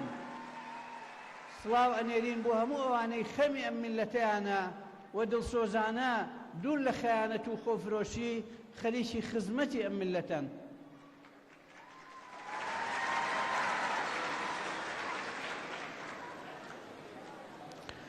بەڕێزان، شاراوە نییە کە 27 ساڵە حکومڕانی خۆماڵی کوردی خۆمان بوونی هەیە. ئەم 25-26-27 ساڵە زۆر شتی تایە کە ئەبوایە نەبوایە، زۆر شتی تایە کە نەنگیە و عەیبە، بەڵام چی بکەی ئەوە واقعەکەیە، ئەوە دەسەڵاتی خۆماڵیە، ئەوە شتێکە کە بە خوێنی شەهیدانی 100 ساڵ لە خەبات دروست بووە. ئەبێ لە عینی کاتە حەزمان لە پاراستنی ئەزمونەکە بێ، حەزمان لە پارێزگاری و بەردەوامی ئەزمونەکە بێ، لە عینی کاتیشا خەبات بکەین و تێکۆشان بکەین بۆ پاکسازی و چاکسازی ئەو ئەزمونە، بۆ چاکسازی ئەو حکومڕانیە، بۆ ڕیشەکەنکردنی ئەو گەندەڵیەی کە تێیداوە، ئەو دەرد و دایەی کە تێیداوە و کە کەوتۆتە ناو ئەزمونەکەمان. ئێمەی ئیسلاحخواز، ئێمەی ئیسلامی لە کوردستانە خوازیاری ئەوەین کە عاملێکی ئیجابی بین، فاکتەرێکی ئیجابی بین بۆ چاکردنی وەزعەکە و ئیسلاحی دۆخەکە. ئێمە شەڕمان نییە لەگەڵ هیچ حیزب و لایەنێک،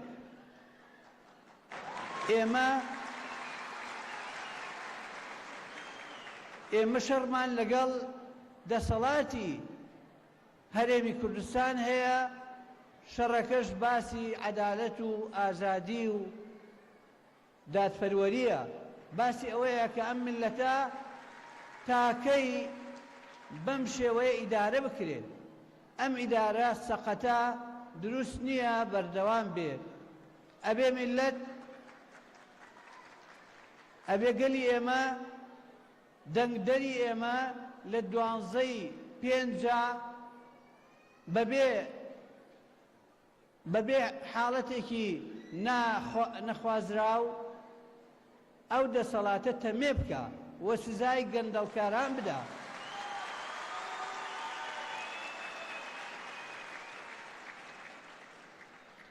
ئەبێ 12/5 بکەینە خاڵی وەرچەرخان بۆ ئەم میلەتە. دوای ئەم هەموو ئەزمونە و تەجروبەیە کە هەمانە، دوای تاقیکردنەوەی ئەم هەموو خەڵکەی کە یا دوێنێ یا ئەمڕۆ یا ئێستش بەردەوامە لە گەندەڵیە، بەڵام شەرم ناکا و ئیدعای ئەوەکە کە ئیسلاح و چاکسازیەکە.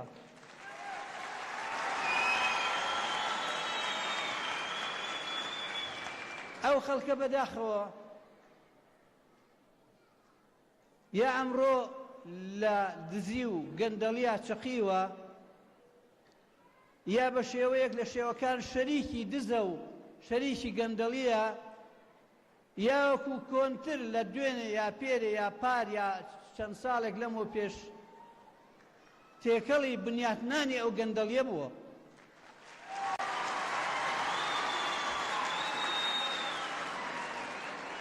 ئەمانە ئەبێ بێن جارێ تەوبە بکەن لە بەردەمی میلەتە.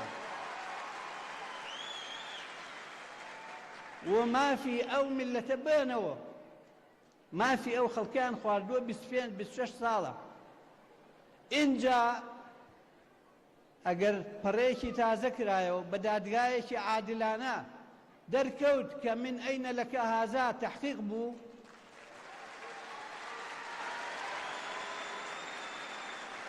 ئەوسا ڕێگەیان پێ بدرێ چ لاف و گەزافێکیان هەیە چ ئیدعایەکیان هەیە بیکەن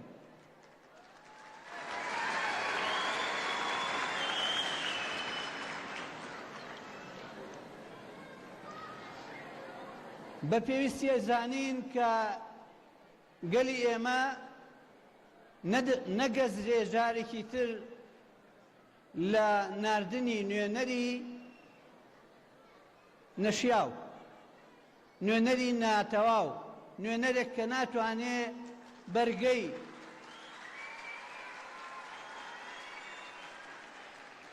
نوێنەرێک کە ناتوانێ بەرگەی فشار بگرێ بەرگەی تەماع بگرێ بەرگەی ئەو مغریات و ئەو هەڕەشانەی کە ڕووی تێکە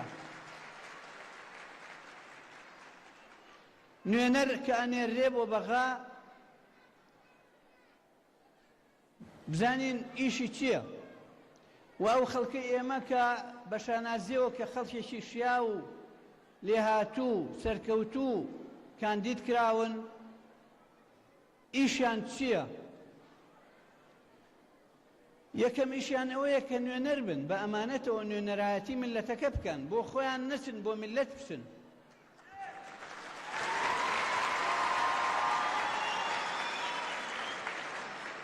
دوای ئەوە بزانین لێرە ئەو گرفتاریانەی دروست بووە ئەو خەلەلە ئەو تێکچوونەی کە لە مەسەلەی مافی دستوری ئەم هەرێمە دروست بووە ئەوانە چاک کرێ مافی دەستوری ئەم میلەتە بگەڕێتەوە بۆ سقاوەنی خۆی مەجلیسێکی ئیتیحادی هەیە کە تا ئێستش لە دەستورە بە بۆشایی ماوەتەوە پێک نەهێنراوە طبعا ئەوە مەوزوعێکی مهمە ملاحەزەتان کرد برادەرێک کە دوێنێ هات و ئێرە سەرۆکوەزیرانی عێراق بە یەک حرفیش باسی فیدرالی نەکرد لەوەشێ لە ذهنیەتی خەڵکی بەغا باسی فیدرالی نییە حەزیشیان پێی نییە بەڵام نابێ بهێڵین بەسەر یابشن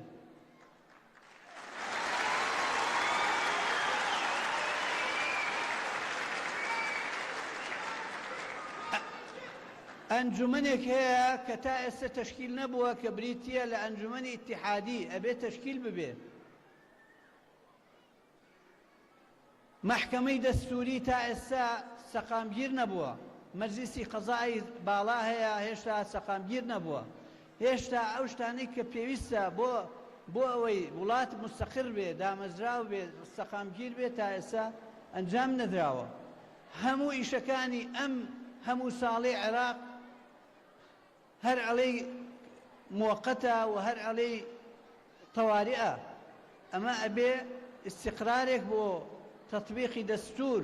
و ئەو مادانەی کە پێویستن بۆ مادەکانی دەستور ئەوانە یاسایان بۆ دەرچێت کە نزیک بە 50 مادە هێشتا یاسایان بۆ دەرنەچووە مادەی 140 کە مادەیەکی دەستوریە ئەوە 10 ساڵە 11 ساڵە ئیهمال کراوە کەس لێ ناپرسێتەوە ئەمانە ئیشی نوێنەرن نوێنەر ئەبێ پێداگر بێ پابەند بێ بەم مەسئلانە مەسئلەی ئەو تێکچوونەی کە مرۆڤی عێراقی تووشی هاتووە لە زمانی بەعس و ستەمکاری بەعسەوە تا ئەمڕۆ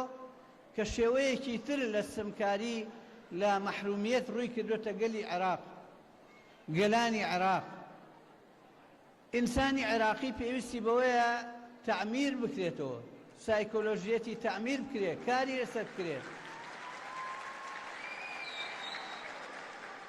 عێراق ئەو هەموو خەڵکە ئەو بێگانانە لە دوور کە دێن بۆی بۆچی دێن چونکە شوێنێکی بەپیتە شوێنێکی مغریە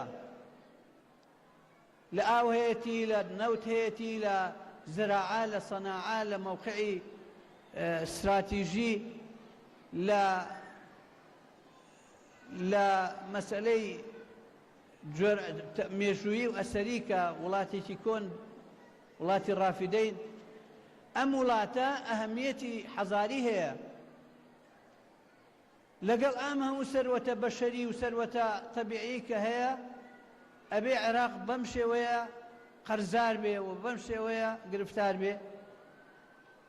طبعا باسی عێراقەکەین چونکە عێراق بەحساب ئەو وڵاتەیە ئەبوایە مستەقر بوایە ئەبوایە وەزعی ئێمە لێوە چاکرایە ئەوەی لێرە هەیە لەم گەندەڵی و فەساد و سەقەت و لار و خوار و خێچی کە هەیە بێگومان ئەبێ بە دەستور لەوێوە چاکی کەین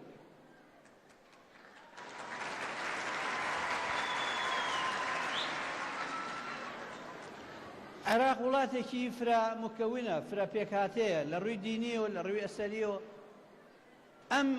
ئەم فرا ئەسەنی و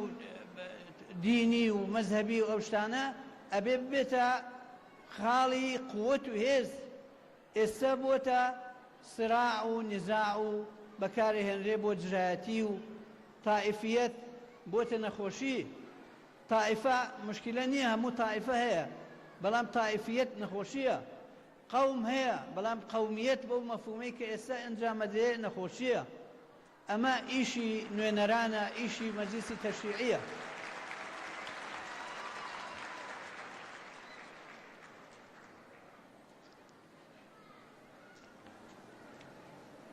بەڕێزان ئێمە زۆر ئەوترێ و وترا لەسەر یەکگرتوو بە تایبەتی و حاڵەتی ئیسلامی بەگشتی زۆر خەونی ناخۆش ئەبینن پێمانەوە بەڵام هەمووشیان هەڵوەشاوەتەوە حەق بوو عیبرەت بگرن کۆڵ بن ئیتر بەڵام ئەو نەیارانە بەداخەوە زاکرەیان زەعیفە هەر بیریانەچێ هەر بیریانەچێ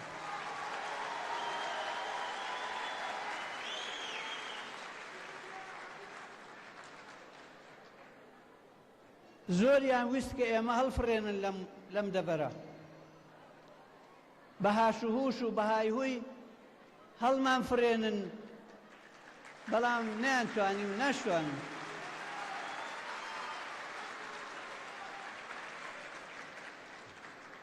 ڕەنگە لە دەڤەری تریش هەروە بێ وایان کرد ویستیان تا گەیشتە خوێن هەڵمان فرێنن بەڵام نەیانتوانی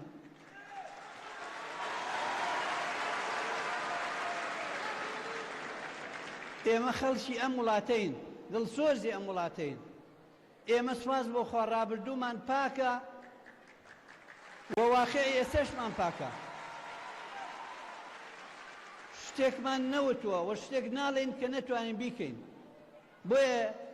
قسەی خۆشمان کەمە بەڵام قسەی باشمان زۆرە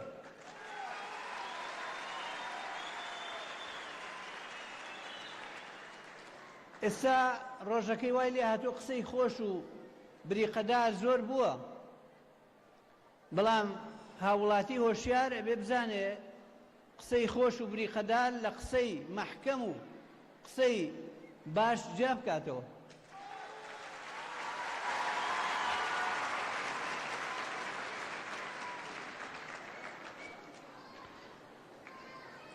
بەڕێزان ئێمە ئەخوازیین لە 12/5 لە پرۆسەیەکی دیموکراسی ئازاد و ئاشتیانە گۆڕانکاری لە پێگە و سەنگی هێزەکانە بکرێت نەبوو ئەوەی گیرفان پڕکەین نەبوو ئەوەی وەتەن بفرۆشین شار بفرۆشین وڵات هەڕاشکەین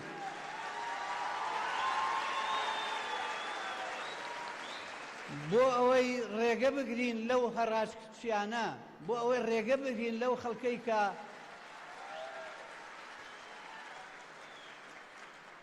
کە وەتەن فرۆشیەکە کە خوێنی ڕۆڵەی ئەم میلەتە بەهەدەر ئەدا بۆ ئەوەی ڕێگە بگرین لە گەندەڵکار، ڕێگە بگرین لە دزەکان.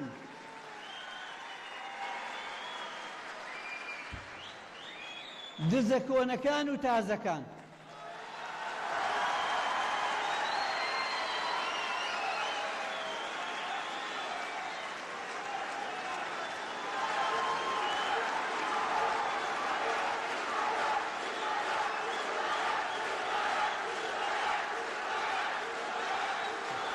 باش.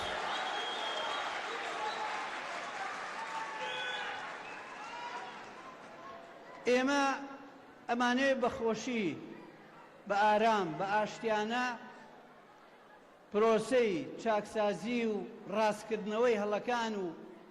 پاراستنی ئەم ئەزمونە لە هەڵدێر ئەنجام بین و بە ڕەوش و ڕەوتێکی میانڕەو و ئارام بەبێ ئەوەی کە یا چەواشەکاری بکەین وەکو بەعزێک یا وەکو دیکتاتۆری بکەین وەکو بەعزێک.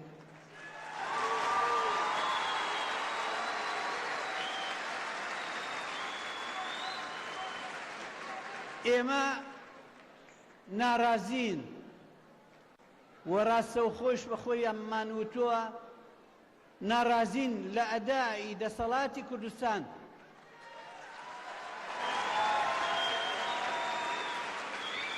ڕخنەمان هەیە لە ئیدارەی قەیرانەکان لە کوردستانە.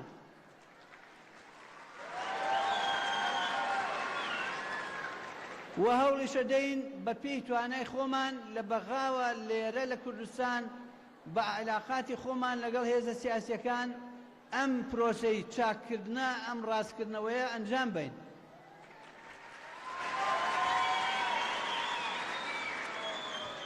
بەڵام دڵنیابن چەندە ڕقمان لە دەسەڵاتی دیکتاتۆر و گەندەڵە، ئەوەندەش ڕقمان لە چەواشەکاری و مزایداتی بێجێ.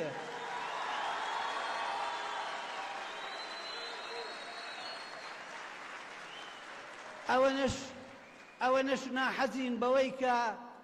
ئەڵێ فەلیەکم من بعدی طوفان چییە بێ با بێ مادام منی تیان با بڕوخێ.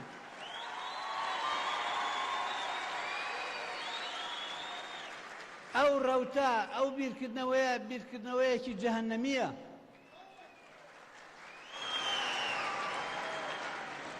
دەسەڵات گەندەڵە سەقەتی هەیە، ئەدای نوقسانی هەیە،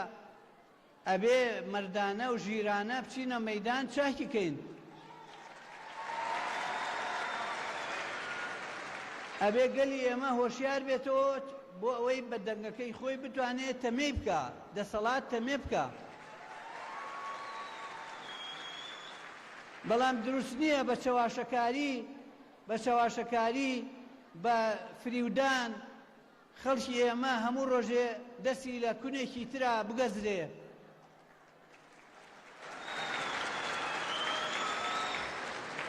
دروست نییە بیرکردنەوەکە وابێ مادام ئەو شتە ئەو پرۆسەیە ئەو ئیشە منی تیانیم ئیتر با بڕوخێ.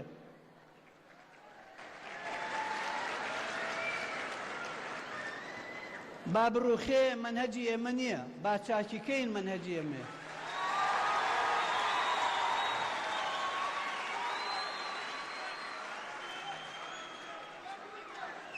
ئێمە دڵخۆشین و شانازی شەکەین کە پۆلێکی زۆر شیاو و بەتوانە لە نوێنەر ئامادە کراوە، کاندید کراوە بۆ ئەوەی گەلی کوردستان حجەتی لەسەر ئیقامە بکرێ و بزانرێ کە ئەوە خەڵکێکی باش هەیە، خەڵکێکی ڕابردوو پاک، شارەزا، خاوەنی بڕوانامە، خاوەنی شارەزایی فەرموودەنگی بەرێ با نوێنەریت بکە لە شوێنێکە کە ڕەنگە دیمان کە خەڵکی تر ناتوانێت نوێنەری بکە.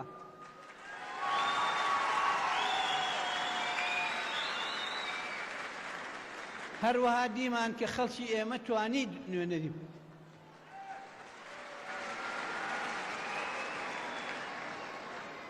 بۆیە بە شانازیەوە داوا لە خەڵکی کوردستان بە تایبەتی جەماوەری بە شەرەفی پارێزگای سلێمانیەکەم لێرەوە بۆ شاری سلێمانی ئەرزیانەکەم کە لیستی 175 لیستی ئێوەیە.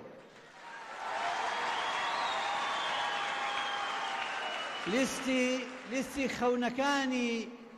خەڵکی چەوساوە و بەشخورا و موچە بڕاوی ئێوەیە. وەڕوو بە لایەنە ئیسلامیەکان و خەڵکی ئیسلام دۆست و ئەوانەی لە ڕابوونی ئیسلامیە یا عمرێکیان بردوتە سەر یا ئەمڕۆ وان لە کاری ئیسلامیە وەشانازیەکەن بە ئینتیمای ئیسلامی خۆیانەوە.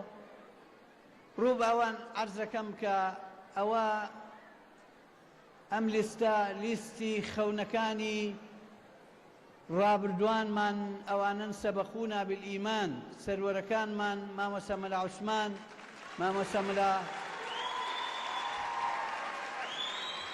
مامۆستا مەلا عەلی عەبدولعەزیز، مامۆستا مەلا عومەر عەبدولعەزیز، مامۆستا مەلا محەممەد، مامۆستاکان ئەو بەڕێزە خۆشەویستانەی کە خاوەنی مێژوویەکی پڕ لە سەروەرین و ڕەنگڕێژی ئەم بزاف و ئەم ڕابوونە ئیسلامیە بوون. ئەمە خەونەکانی مامۆستا عومەر ڕێشاویە، ئەمە ئاواتی خوێنە بە ناحەق ڕژاوەکەی فوئاد چەلەبی و مشیر زووریە، ئەمە جوابانەوەی بانگەوازەکانی مامۆستا وشیارە، مامۆستا شەماڵە،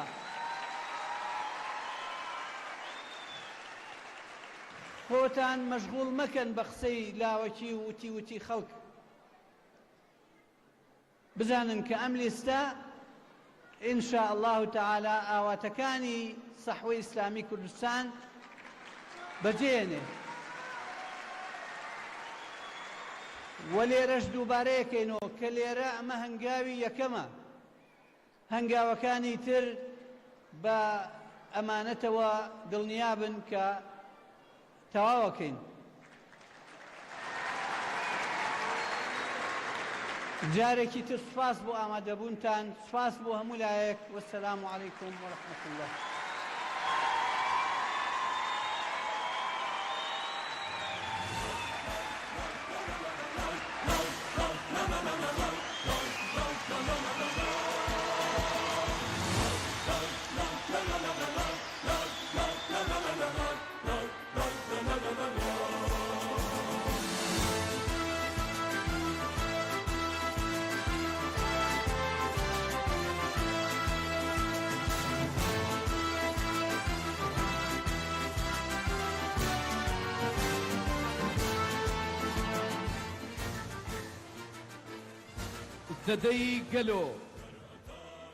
دەدەی گەلۆ تاو دەنەخۆ،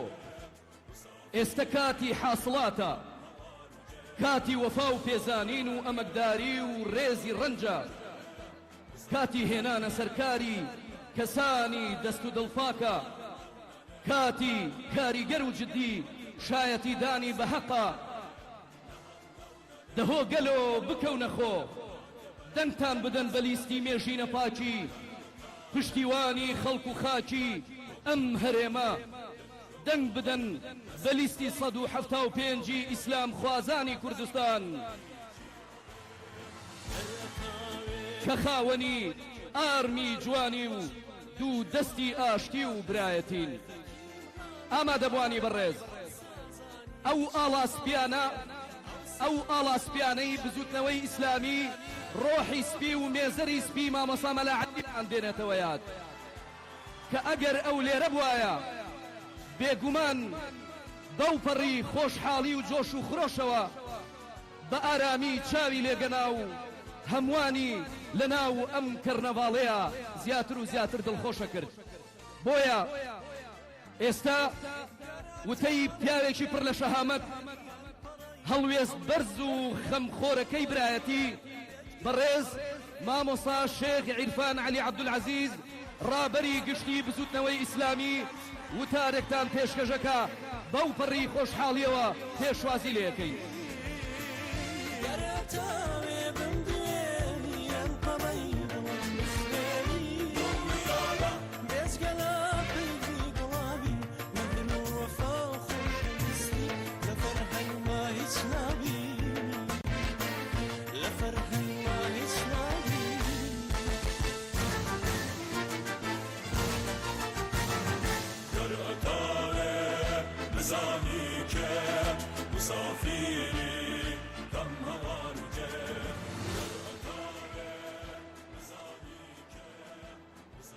بسم الله الرحمن الرحيم الحمد لله والصلاة والسلام على رسول الله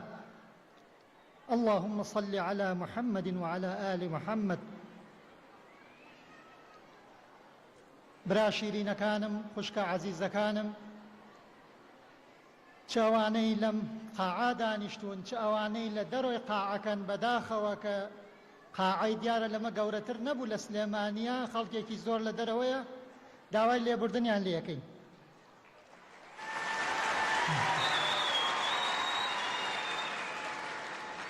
جەنابی مامۆستا سەلاحەددین خوا بیپارێزێ خانەوادەی سەربەرزی شەهیدان پێشمەرگە دێرینەکان و هەروەها کادر و ئەندامانی سەرکردایەتی و مەکتەبی سیاسی زانایانی پایەبەرزی ئیسلام ئەسسەلام عەلەیکم و ڕەحمەت الله وبەرەکاتوه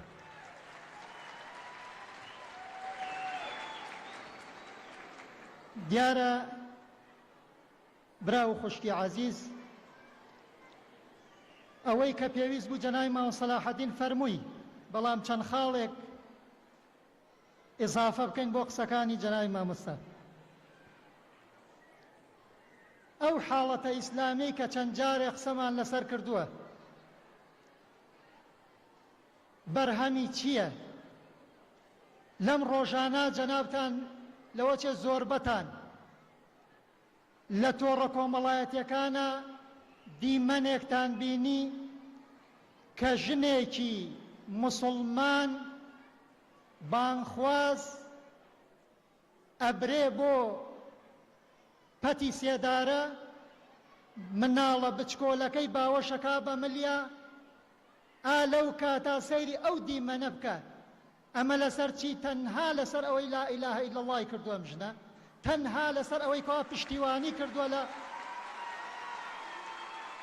گەڕانەوەی ئیسلام بۆ کۆمەڵگات دەی باشە ئەم مەنزەرە ئەگەر نەتهەژێنێ ئەی چی ئەتهەژێنێ ئەی چی واد لێ ئەکاکەوە ئەم خەڵکە ئەم حاڵەتە ئیسلامیە بەرەو ئەو یەکبوون و برایەتیە ببەی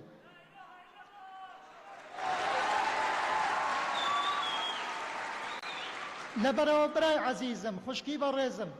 سەدان دیمەنی ئاوا ئەو برایەتی دروست کردووە سەدان دیمەن کە ڕۆژانە ئەیبینن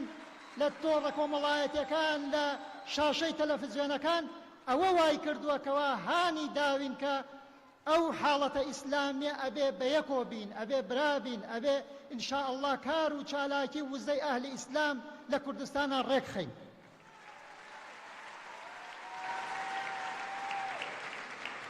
دیارە لە کوردستانی خۆشمانە ئەم خەڵکە عەزیزەی کە لێرە دانیشتووە بەرهەمی مێژوویەکە لە خەبات و تێکۆشان لە ماوەی 70 ساڵی ڕابردووە هەتا ئەمڕۆ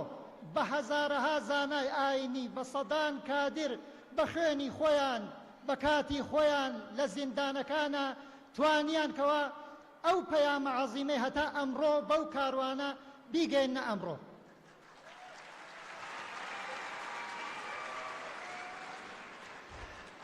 ئێستەش ئەلحەمدولله لافاوێک لە خۆینی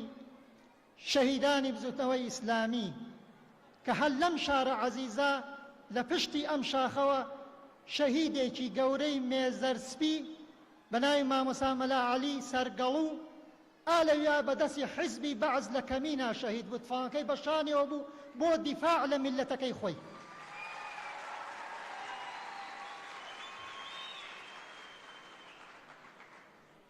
جا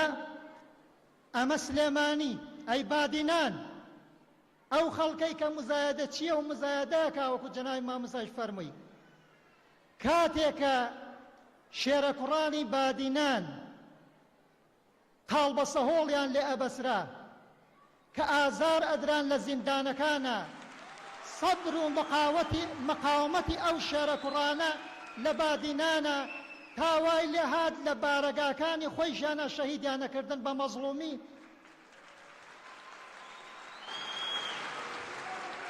لە کاتێکە ئەو شێرە کوڕانە لە مقابلی زاڵمە ئەوەسان ئەم پاڵەوانانە ئیمڕۆ لەکوێ بوون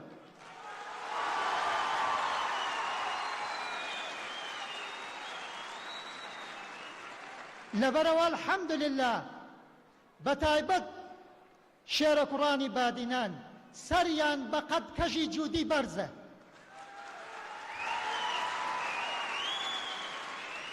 کەس ناتوانێ مزایدە بکا بە سەریانە. الحەمدولله بڕۆ هەموو بادینان شایەتی سەبر و مقاومەتیانەدا.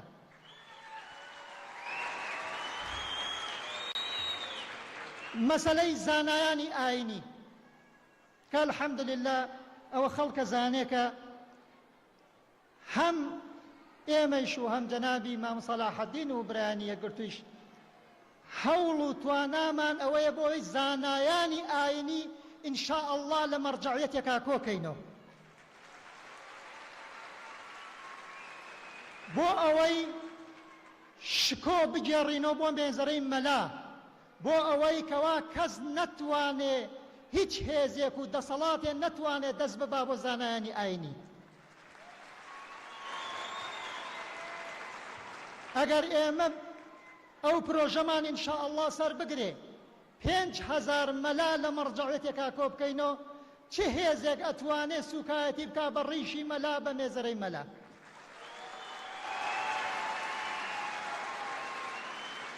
ئەو کاتە بە یەک فتوە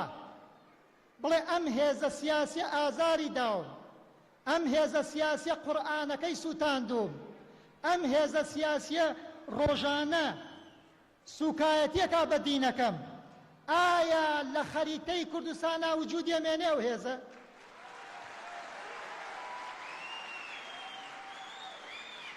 بۆیە حەقی خۆیانە مافی خۆیانە زانایانی ئاینی بە دڵ و گیان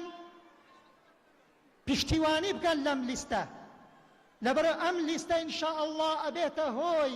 گێڕانەوەی عیزەت و شکۆ بۆ زانایانی ئاینی.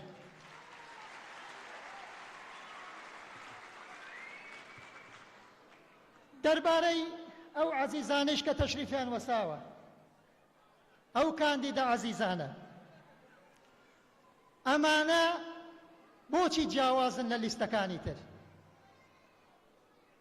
ئەم پیاوانە کە هەموو کەس شایەتیان بۆدا چۆن لە کوردستانە ئەوەسان دژی گەندەڵی، چۆن لە بەغا ئەوەسان لە دژی گەندەڵی، چۆن پارێزەری مافی نەتەوایەتی خۆیان بوون، وەستانیان لە بەرامبەر گەندەڵی لە کوردستانە، لە بەرامبەر زوڵم لە کوردستانە وای لێ نەکردن دەستی ڕەشی هێزێکی تائیفی بێنن بۆ سەر کوردستان.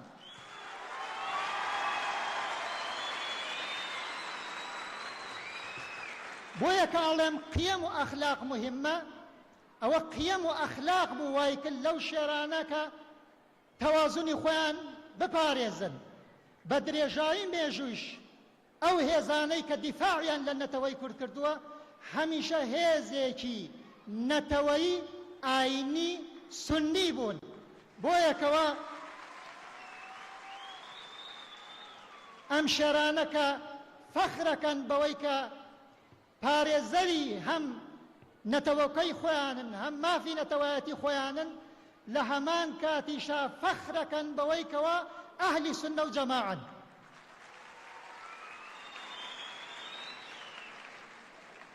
بۆیە الحەمدولله هەردوو دیوەکان پاراستووە.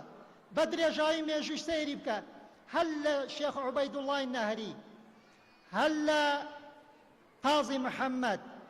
حتا شێخ مەحموودی نەمر، حتا ئەمڕۆیش ئەو هێزانە سەرکەوتون کە هەردووکیان پاراستووە، هەم مافە نەتەوایەتیەکان هەم ئاین.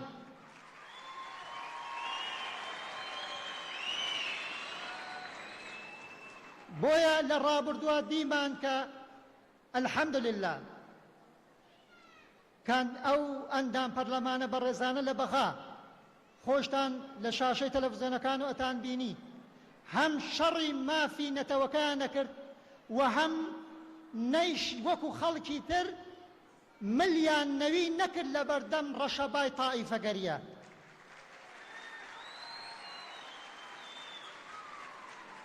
الحەمدولله دەستیان نەکرد بە چاوی ئەو کەسەی کە بێوێ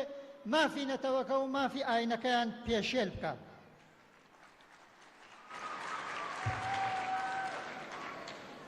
دیارە ئێمە مەسەلەی شیعاری گەورە هەڵگرتن و مەسەلەن ئەوە ئەکەین یا ئەوە ئەکەین لەوە چێ زۆر بەمان هەڵنەگیرێ لەبەر چی لەبەرەوەی لە کۆی ئەو ژمارە زۆرەی پەرلەمانتاری بەغاکە لە سەروی 350ەیە ئەمان ئینشاءڵڵا ئەگەر هەر لە سلێمانی 10 کەسیان دەرچێ ئینشاءڵڵا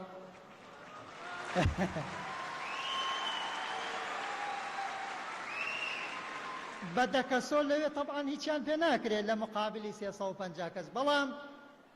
ئەوەی کە پێیان نەکرێ ئەوەیە خیتابی کوردستان لەگەڵ خیتابی بەغا ئێمە تێکەڵ ناکەین ئێمە لە کوردستانە دش بە گەندەڵین دش بە دەسەڵاتی زاڵمین بەڵام لە بەغا ئەبێ کورد یەک بێ لەوێ ئەگەر یەک نەبێ ناتوانێت مافە نەتەوایەتیەکانی بەرەو پێش بەرێ بۆ ئەوەی قورسایی خۆیان زیاکەن ئەبێ لە دوو فەزا ئیشکەن هەم فەزای نەتەوایەتی کورد لەوێ ماڵی کورد هەمووی ڕێکخەن هەم ئەو فەزای تریش کە چ لیستێکی تر لە بەغا لەگەڵ یانە نزیکە لەگەڵ ئامانجەکانیانیان نزیکە ئەکرێ لەگەڵ ئەوانشا ئێتیلافکەن بۆی قورسایی خۆیان زیادکەن و بتوانن قورسایەکی باشیان هەبێ لە ناو پەرلەمانی بەغا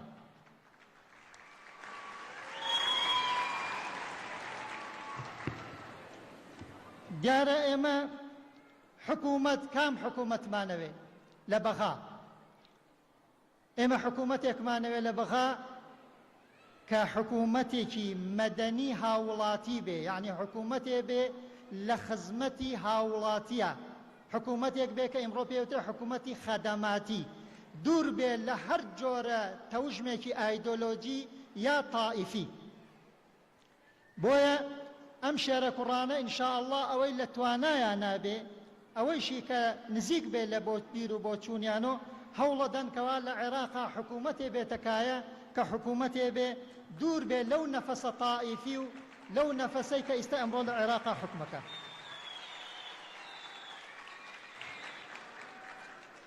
بۆیە ئینشاءڵڵا ئەوەی لە هێز و توانامانە هەیە ئەبێ هەوڵ بدەین ڕۆژی 12/5 بکرێتە ڕۆژێکی مێژوویی بۆ سەرخستنی ئینشاءڵڵا لیستی ئیسلام خوازان لە کوردستانە 175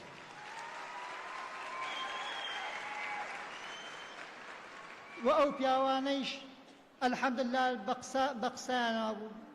هەم بە ڕەفتاریانە لە ڕابردووشتا و لە ئیستەیشتا ئەو ڕاستیان سەلماندووە کە ئینشاءڵڵا ئەو جۆرە خەڵکەن کە ئەتوانن بە ڕەفتاریان بە گفتاریان ببنە بەدیلی ئەو گەندەڵکارانەی هەم لەملا هەم لەولاکە هەیە لەوە زیاتر سەرتان نایشێنین ئینشاءڵڵا خوای گەورە و میهرەبان هەموو لایەک مەحفوظ بکە و ئینشاءڵڵا بە هەموومانۆ بە هەموو ئەوەی لە توانامانە هەیە ئینشاءڵڵا ئەبێ ئەو لیستە سەرخەین و لە ئایندەیەکی نزیکە خەونی ئەو خەڵکەی کەوا خەوی ناخۆشە بینێ بە موسڵمانانەوە بە یەک خستنی لایەنە ئیسلامیەکانەوە نەیەتە دی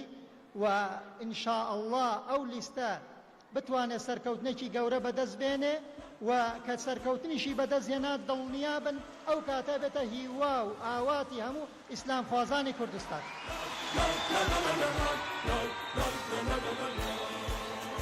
والسلام عليكم ورحمة الله وبركاته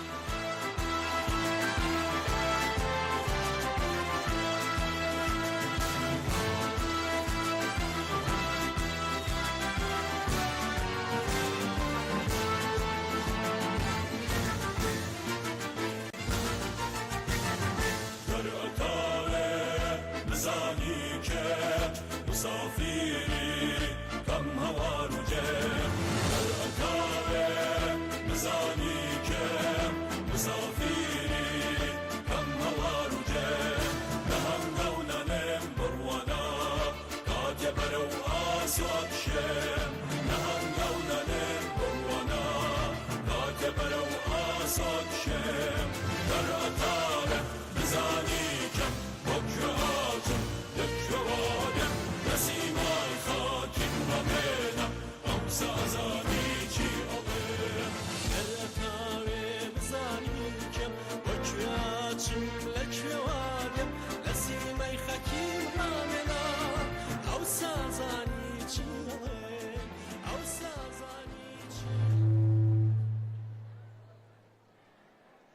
کاتێ هەندێ تەنها بە دروشم و قسە کەوتنە باسی مافی ئافرەت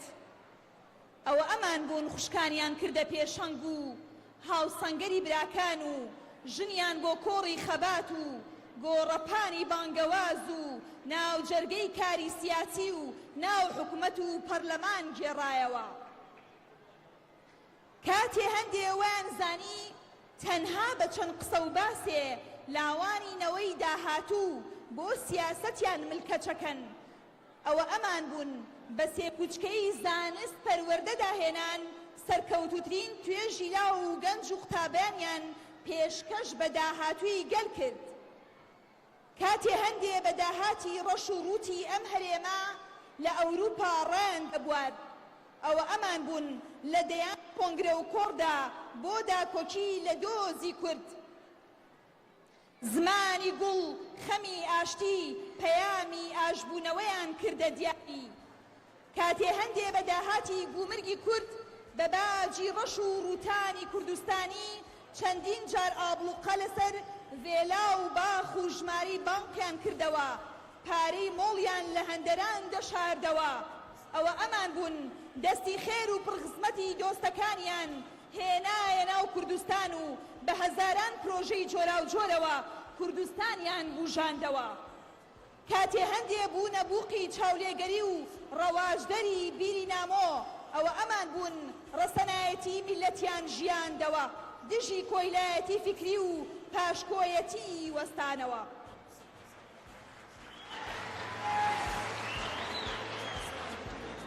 برای بەڕێز شاعیر ئاری عەبدوڵەتیف بە هۆنراوەیەک کەرنەڤاڵەکە ئاڕازێنێتەوە با بفەرمێ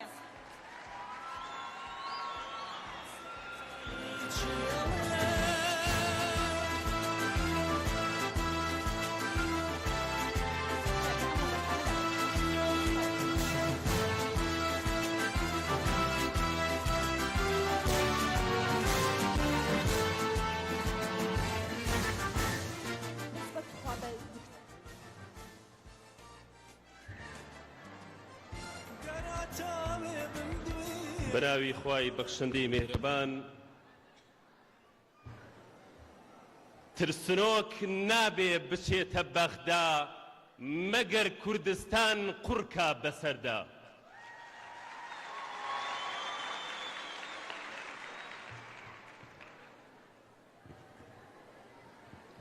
وەرزی ئیسلام خوازی زەمزەمەی مێژوو خوێنە چۆڕێنێ بناغەی ئیمان لە بن دەردێنێ چواردەست هەدەیە مەیلی خەو ئەکەین هەتاکەی چاومان بە تۆز سڕەکەین هەزاران دوێنێ نیشتە سەر ملمان خەونی درۆینەی کردە ناو کلمان بەشی خۆی بۆ خۆی هی ئێمەش بۆ خۆی کەی عاقڵ ئەبین وەک ئاوین بۆ دۆی ڕەنج بە خەسارین تا دووربین لە یەک شیرمان ترشاوە بۆ هەوێنی یەک ئاخر ناترسین لە تۆڵەی خودا بۆچی سکەمان دوورە لە مەودا بۆچی ناپرسین کوا سەروەریمان تاکەی نەترسین لە ڕەنجبەریمان کەی ڕەوا بووە پیاو بی و بترسی لە لۆمەی گەمژان لالوت و برسی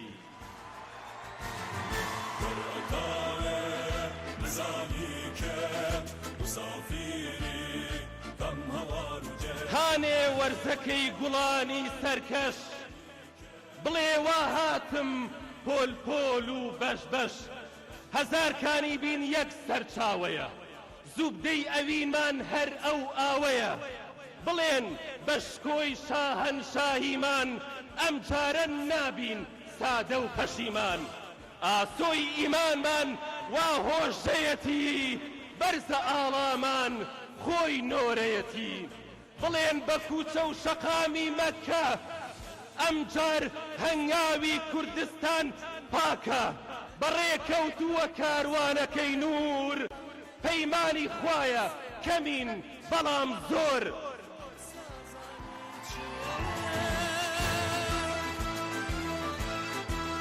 شەقام بە شەقام پڕکەن لە تەکبیر لە هەی سوورەوە ڕێکەون بە شیر شیر و تیری دەنگ گرمەی ڕاستیە هەستانی حەقە و دوور لە پەستیە بگەنە لوتکەی چامەکەی سەیدی شینکەن بۆ عومەر ئەم ڕۆژەی نەدی هاوارکەن ئێمەی سۆراغی نامی حەمزەی قەڵاتین بە ناو و تامی بە یەسری بڵێن وا بەڕێکەوتوین بە یەسری بڵێن وا بەڕێکەوتوین حودەیبی نوێین و سپی و قاوەین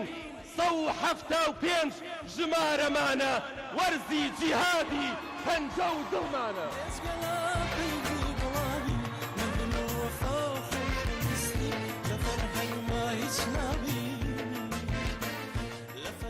لەناو هەزاران ڕەنگی زەمانە قاوەی تیلەی چاوی خاکمانە با کەس زات نەکا باسی ئاسمانکە قاوەی خاکە و سپیش هەڵمانکە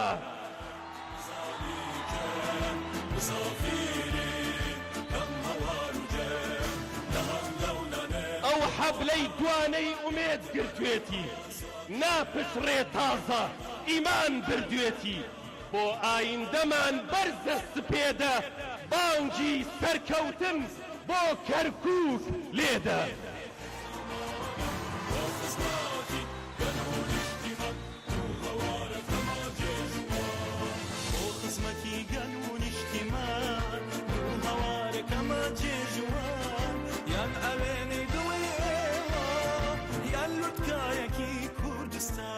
پەیمانی شورای کوردیمان بەسە هەڵەبجە و گەرمیان بۆ ئێمە کەسە هەولێر گڕ ئەگرێ بە ئیمانی پاک لرفەی مەدینە ئەچێنێ لە خاک سلەیمانیەکەی مانیەکەی چاومان بیریەتی دوو دەست شیعار و ناومان شارە سوور خاچی پاکدامێنی نور جمەجمیەتی دێ بەدەی بلور ئەو هەورامانەی تەختی باستمانە هەتوانی هەزار ساڵی مەستمانە مەگەر پشدەر و بتوێن چی لێکەم کە خوێنن بۆ ڕێی ڕەوی ڕێگەکەم دهۆکی دڵی مەشخەڵم هەبێ وەستانی هێزم نابێ قەت هەبێ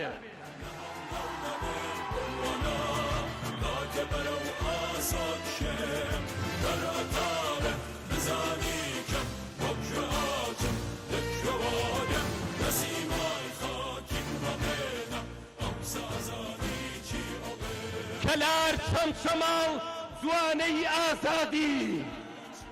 کوڵە کوڵیانە دژی نادادی قەرەداخ نەوای ئەم کاروانەیە قاوەی پۆشی ئەم باوانەیە هەناسەی سوارە هێنجوێنی دڵبەند شار باژێر بۆتە چلچرای ماڵبەند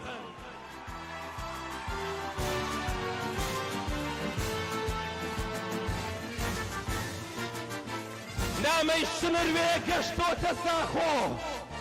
هەی بۆ سوڵتانم گیر بوو لە ئاسۆ دووکان و چەشمەی کۆسرەت و سەنگاو گەرویان بەرزە بۆ ئەسرینی ناو دەسەیرکەن باسی ئەو خاکەم چۆنە بۆ کورد وەرزی نوێی بەرامە و بۆنە خوێنی شەهید و نازی پێشمەرگە شورای شەرەف و نامزەدەی بەرگە هەستن شەقامی شار سپی پۆشکەن ئاوی حەیاتی ئەم خاکە نۆشکەن تا مردن پەنجەی نەبردوین بۆ خۆی با هەڵی برین بەس بۆ دڵی خۆی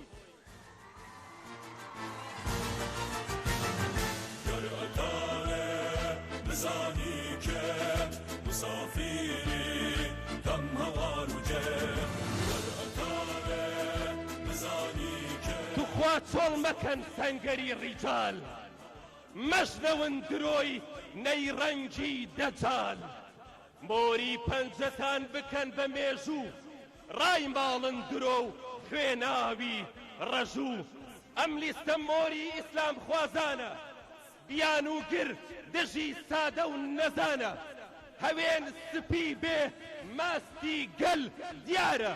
مەیلی بێمەیلان تەنیا بۆ خارە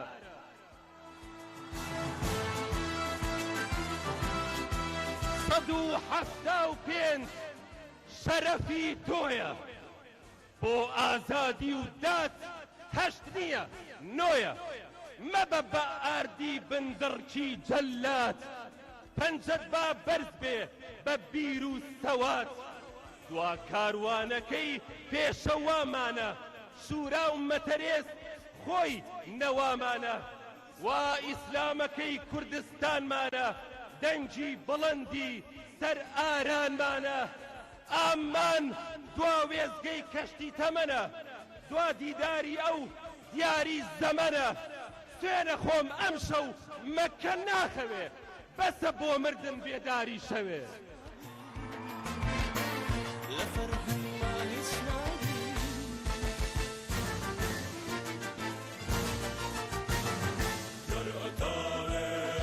بزانی که مسافری کم هوار و جم بزانی که سوێنە خۆم ئەم شەو مەکە ناخەوێ بەسە بۆ مردن بێداری شەوێ سوێنە خۆم بەخوای بەردە ڕەشەکە دەنگمان بۆ تۆیە ئاڵا گەشەکە بەسە بەس ئیسلام خۆی چارەسەرە بێ ئەو جەستە و لەش بێ ڕۆح و سەرە بڵێن بە دنیا ئێمە ئیسلامین هەوێنی ئاشتی و هەتوانی زامین سەد و حەفتا و پێنج سوناسی گەلە بۆ هەموو کوردە و ئاسۆی سەرکەلە نابێ قەت نابێ بێ تۆ دەنگ بدەین ئەگەر نا بە گیان باجەکەی ئەدەین لو آساد شم نهنگو ننم قوانا راجب لو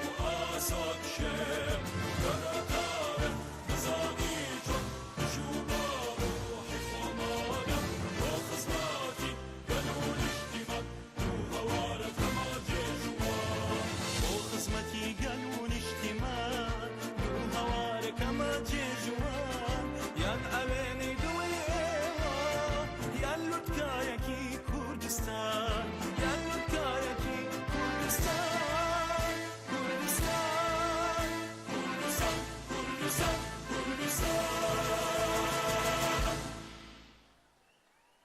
زۆر سپاس بۆ پەیڤە ئاڵتوونیەکانی برای شاعیرمان ئاری عەبدولەتیف.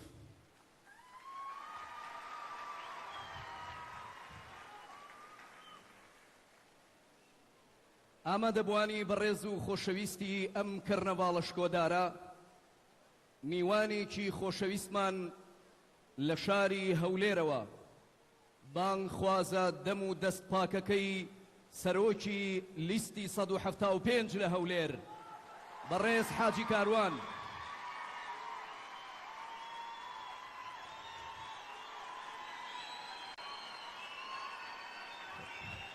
بەخێر بێت.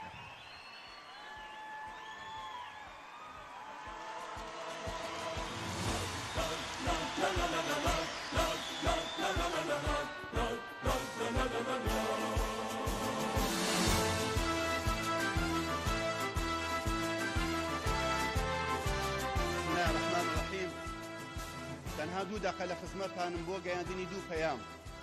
یەک بۆ ئەوە هاتووم سلێمانی و هەولێر و دووەک و بادینان و کەرکووک هەموو یەک ڕوح و یەک دڵە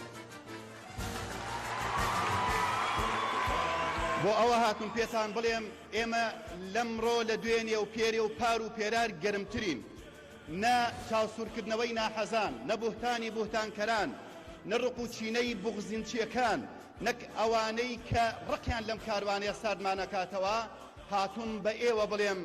شاری هەڵمەت و قوربانی هەموو کوردستانی خۆشەویست ئەم لستی 175 ئەمڕۆ لە هەموو ڕۆژانی گەرمترە یەک شیعارمان هەیە یان سەر ئەکەوین یان شەهید دەبین سەرکەوتوو بن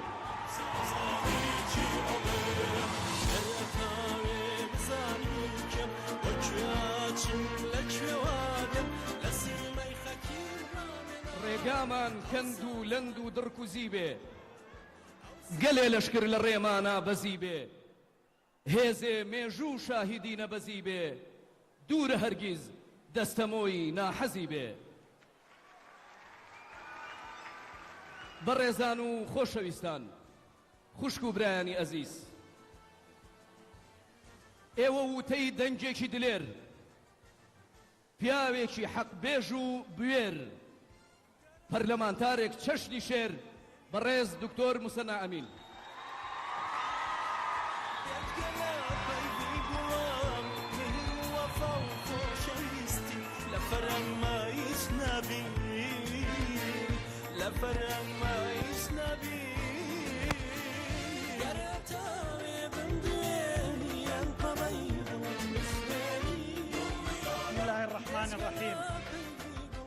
بەڕێز جەنابی ئەمینداری گشتی بەڕێز جەنابی ڕابەری گشتی بەڕێزان زانایانی مێزەرسپی و دڵسپی و سەروەر جەماوەری بە شەرەفی کوردستان پشتیوانانی لیستی 175 یەکگرتووی ئیسلامی کوردستان سڵاوی خوای گەورەتان لێبێ سڵاو لە ئێوە و درود لەسەر گیانی پێشەوای مرۆڤایەتی ئەو پێغەمبەرە مەزنەی فێری برایەتی و دادگەری و ئاشتی و مرۆڤ دۆستی و مافپەروەری کردین فێری وانەکانی دژایەتی زۆڵم و ستەمی کردین فێری بەرهەڵسکاری و نەبەزین و خۆبەدەستەوە نەدانی کردین فێری کردین کە بە پێوە بەسەر بەرزی بمرین نەک لەسەر ئەژنۆ بەسەر کزی بژین فێری کردین پاک بین میلەت پەروەر بین خەڵک دۆست بین لەگەڵ هەموو کەس و مرۆڤێکدا بەبێ جیاوازی ڕەنگ و دەنگ و سەنگ و ڕەگەز و ئاین و مەزهەب ئاست و پلە برا و تەبابین فێری کردین دووڕوو نەبین درۆزن نەبین خەڵک فری و نەدەین تاوان و هەڵە و ناشرینیەکانمان بە نرخێکی گران دوای میکیاج بە خەڵک نەفرۆشینەوە فێری کردین سیاسەتکردن دەبێت مەیدانی بەرجەستەکردنەوەی ئەخلاق و بەهاجوانەکان بێت مەیدانی خزمەتکردن و قوربانیدان بێت نەک مەیدانێ بێت بۆ درۆ و فێڵ و چەواشەکاری و خەڵک بە قوربانی خۆکردن و تاقمگەری و خۆدەوڵەمەندکردن و تاڵانچێتی و داگیرکردنی مڵک و ماڵ و گرد و شار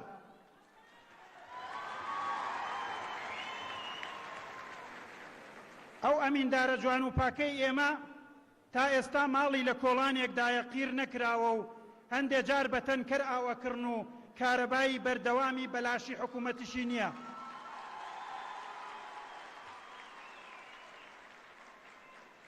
کەسیش ناتوانێت لە جوغرافیای دنیادا باخ و کۆشک و تەلارەکانی خوالێ خۆش بوو مامۆستا مەلا عوسمان بدۆزێتەوە ئێمە فێرکراوین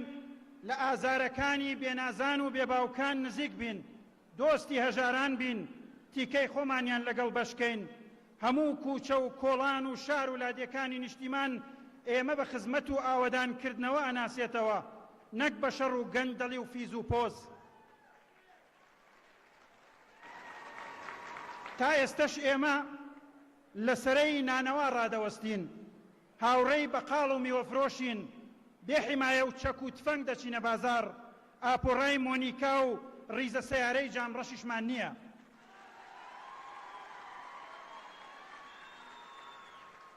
ئێمە فێری دەرگای ئاغا و سێر و ماجستی و سەید و ڕوەسا و باشبەقانەکان نین بۆ پیسخۆری و ماستاوکردن و خۆکسکردن و نیفاق و دووڕووی ناچین بۆ دەرگای کەس و تەنها بەسەری بەرز و بوێرانە و ڕازگۆیانە بۆ وتنی حەق دیفاع لە نەتەوە و دابینکردنی ئاشتی و بەرژەوەندی خەڵک نەبێت نەچوین و ناشچین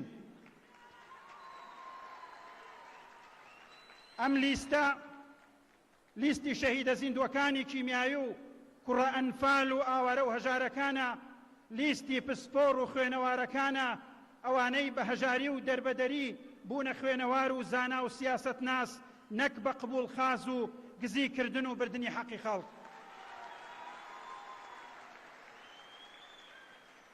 لیستی ئێمە ئەو لیستەیە کە هەموو کات یەک ڕووی هەیە و نیفاق ناکات. بە کوردی لێرە باسی کوردستان و سربەخۆیی ناکات و لە بەغداش هەمان کات بە عەرەبی باسی یەک پارچەی عێراق و عێراقچێتی بکات. عێراقی بوون ئەگەر نکولی و تەنازل بێت لە کوردایەتی و کوردبوون هەرگیز قبوڵمان نییە. مافی حەقیقی نەتەوەی ئێمەش تەنها دەوڵەتی سربەخۆی کوردستانە بێ نکولیکردن لە فیدراڵیەت. تا لە چوارچێوەی عێراقیش دابین، شێرانە و دلێرانە و ڕاستگۆیانە و شارەزایانە و کوردانە و مسلمانانە و دوور لەگە ڕەگەزپەرستی و تایفەگەری و خەڵک فرۆشی و گەندەڵ و پاشەڵپیسی دیفاع لە مافە دەستوری ڕەواکانی میلەت و موجە و بوجە و سەروەریەکانی خەڵکی کوردستان ئەکەین و ئەبینە دەنگ و ڕەنگ و سەنگ و تفەنگی گشت مافراوەکان لە هەر نەتەوە و ڕەنگ و ئاین و مەزهەب و حیزبێک بن. ئێمە کاتێ لە هەندەران بووین بۆ ئێوە لەوێ بووین، باڵوێزی کێشە و ناڕازیەکانی ئێوە بووین، لە سەرای ئازادی بووین بۆ ماف و کەرامەتی ئێوە، لە زانکۆ و قوتابخانە بووین هەر بۆ ئێوە، کاتێکیش لە سەنگەرەکانی پەرلەمان بووین هەر بۆ ئێوە لەوێ بووین، دەنگی بەهێزی ئیسلامخوازی و کوردایەتی و دیموکراسی بووین، هەموو ویژدان زیندوویەک گەواهی بوێری و ڕاستگۆیی و کوردپەروەری ئێمە دەدەن. ئێمە باش ئەزانین بەڕێزان، ئێمە باش ئەزانین کە گۆڕینی ئەم دەسڵاتە گەندەڵ و شکست خواردووە بە شەڕ و مزایەدە و لێکترازان و بەشکردنی هەرێم و شەڕی ناوخۆ و جنێوفرۆشی و سوکایەتی ناکرێت، بەڵکو بە عەقڵ و پرۆژە و بەرنام و پلان ئەکرێت کە یەکگرتوو ئیسلامخوازەکان باش خۆی بۆ ئامادە کردووە و ئێمە دەزانین ئەم دەسڵاتە کوێی دێشێت و عیلاجی دەردی گرانی لای ئەم عەقڵە دڵسۆز و نیشتیمان پەروەر و مەدەنی و شارستانیەیە. عیلاجی دەردی لای ئەم عەقڵە دڵسۆز و نیشتیمان پەروەر و مەدەنی و شارستانیانەیە کە میانە ڕەون و وەک ئاون بەڵام بە خۆڕاگری و بەردەوامی بەرد کوونەکەن. ئێستا هەندێک حەسوود و چاواشەکار کە خۆیان هاوپەیمانی گەندەڵکارانن پێشیان عیب نییە، بە ئێمە دەڵێن هاوپەیمانی فڵان حیزب و فڵان دەسڵاتدارن، بەو کەسانە ئەڵێن قسە مەکەن با قسە نەکەین.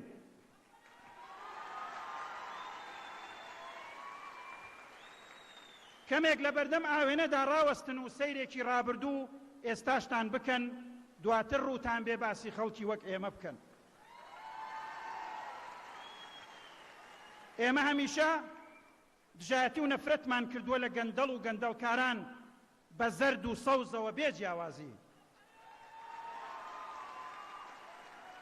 دامێنی خۆمان پاک پاراستۆ و بێباکیشین. بەم هەرا و هەڵایەی ئێمە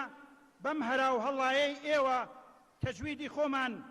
بۆ ئەو خیتابە پۆپۆلیستی و شەعبەوی و ئاژاوە گێڕیەی ئێوە تێک نادەین کە مەبناکەی لەسەر ئەو ئەساسەیە هەر کەس وەک ئێوە بیر نەکاتەوە و پاشکۆی ئێوە نەبێت ئەوە تۆمەتبارە و ئامادەن بێویژدانانە ناشرینی بکەن و تۆمەتی بۆ بەوەخشنەوە.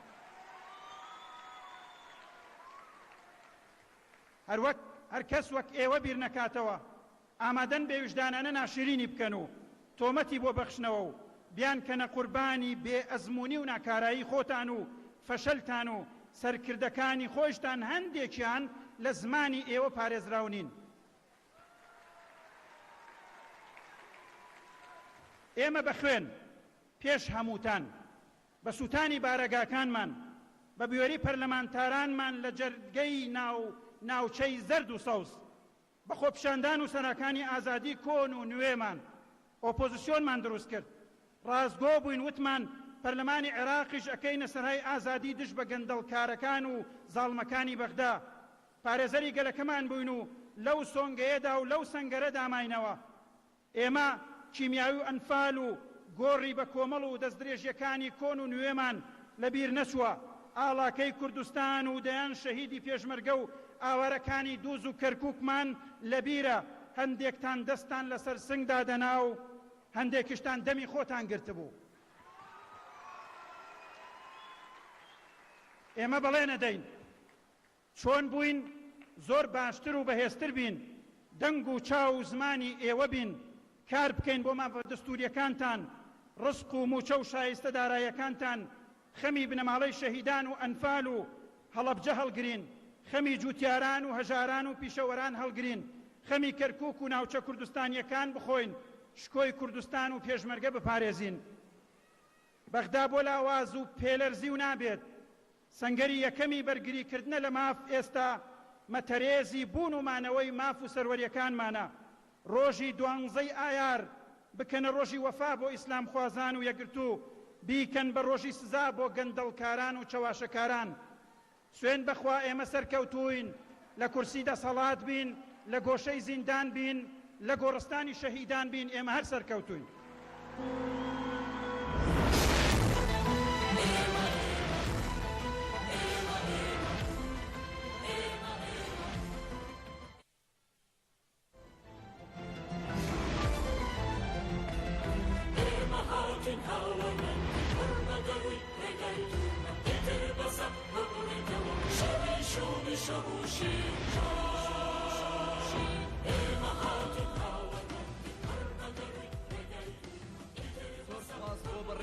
دکتۆر موسەنا ئەمین،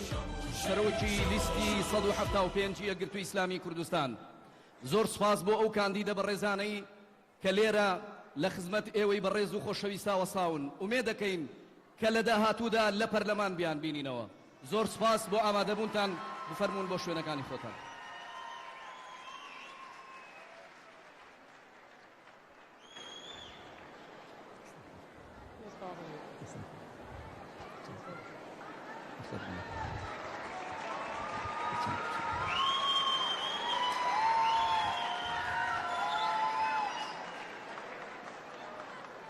ئێمە سرودێکمان هەیە هەمیشە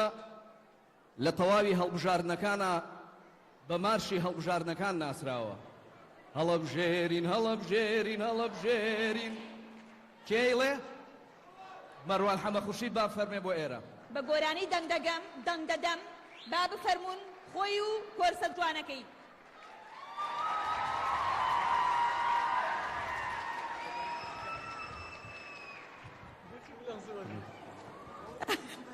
کەترسی خودای لە دڵایە کێ بۆ هەمووان وەک برایە، کەترسی خودای لە دڵایە کێ بۆ هەمووان وەک برایە. هەموو بەیەکەوە هەڵەبژێرین هەڵەبژێرین هەڵەبژێرین، جارێکی تر هەڵەبژێرین هەڵەبژێرین هەڵەبژێرین هەڵەبژێرین هەڵەبژێرین. زۆر سپاس.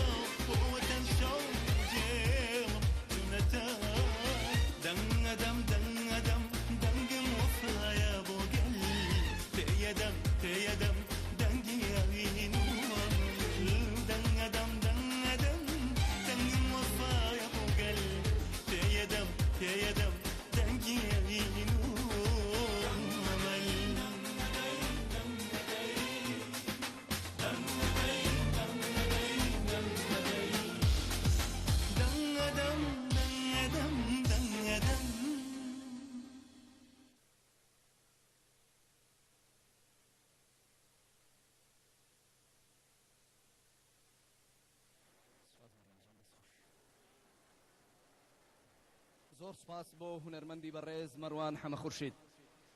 بەڕێزان و خۆشەویستان، سرودێکی دیکە کەینە میوانی دڵەکانتان لەلایەن هونەرمەند شەکرەکەی شەکرالی، خەلیل شەکرالی با فەرمێ.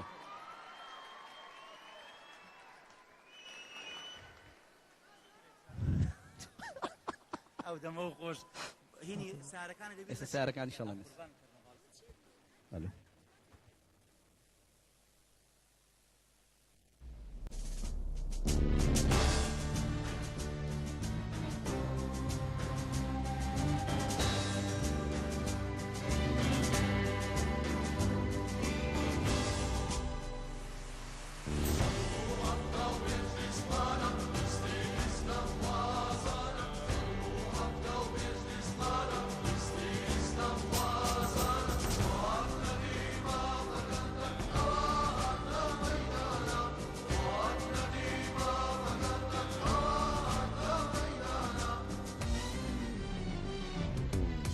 هەڵەب جەهەم بادینانە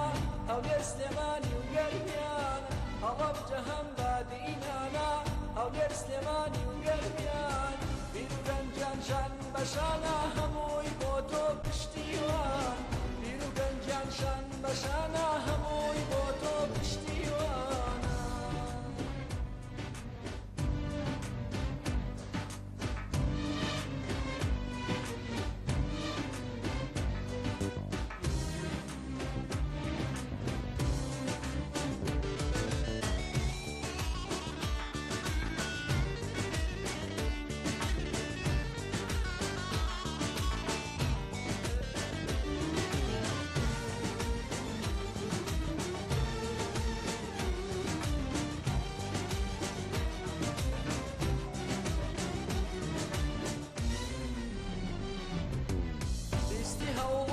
کۆشانە لیستی خەبات بۆ هەمووانە لیستی هەوڵ و تێکۆشانە لیستی خەبات بۆ هەمووان لیستی کاندیدانی گەلا بۆ کار دەستیان لەسەر دێمە لیستی کاندیدانی گەلا بۆ کار دەستیان لەسەر دێمە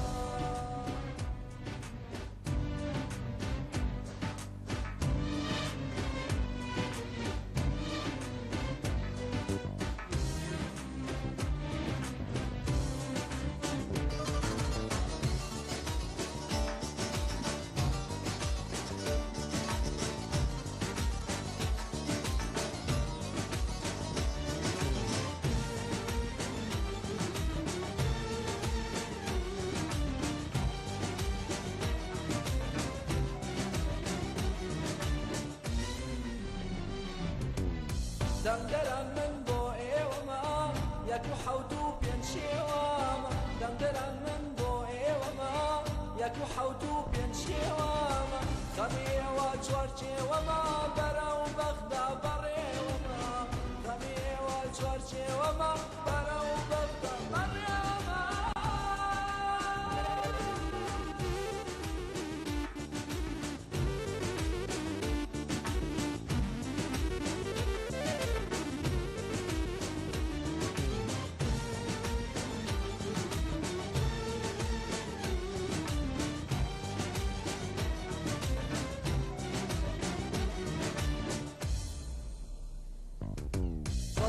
حەفتا و پێنج لیستمانە لیستی ئیسلام خوازانە سەد و حەفتا و پێنج لیستمانە لیستی ئیسلام خوازانە بۆ هاتنە دیمافەکانتان وا هاتوو لە مەیدانە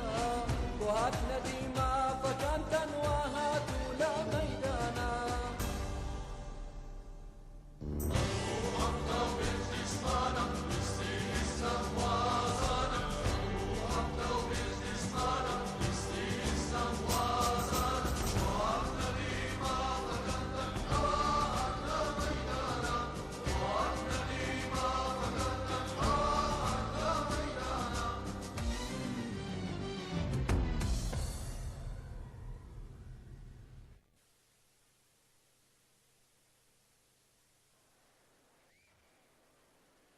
ئامادەبوانی بەڕێز و خۆشەویست خوشک و برایانی ئەزیز، زۆر سپاس بۆ جۆش و خرۆشی زیندوی ئێوە، سپاس بۆ پشتگیریتان لە سەرخستنی لیستی 175 یەکگرتووی ئیسلامی کوردستان.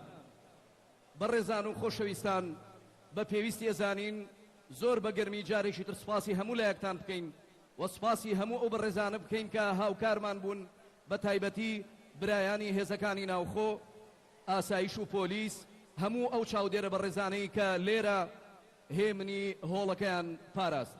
سوپاس، جارێکی تر بەخێر بێن سەر چاومان. ئێستاش داواتان لێ یەکەین کە ژاوەی لیستی 175 لە 60 بەرەو مەڵبەندی بزوتنەوەی ئیسلامی بەڕێکەوێت و زۆر سوپاستانەکەین بەخێر بێن سەر چاومان.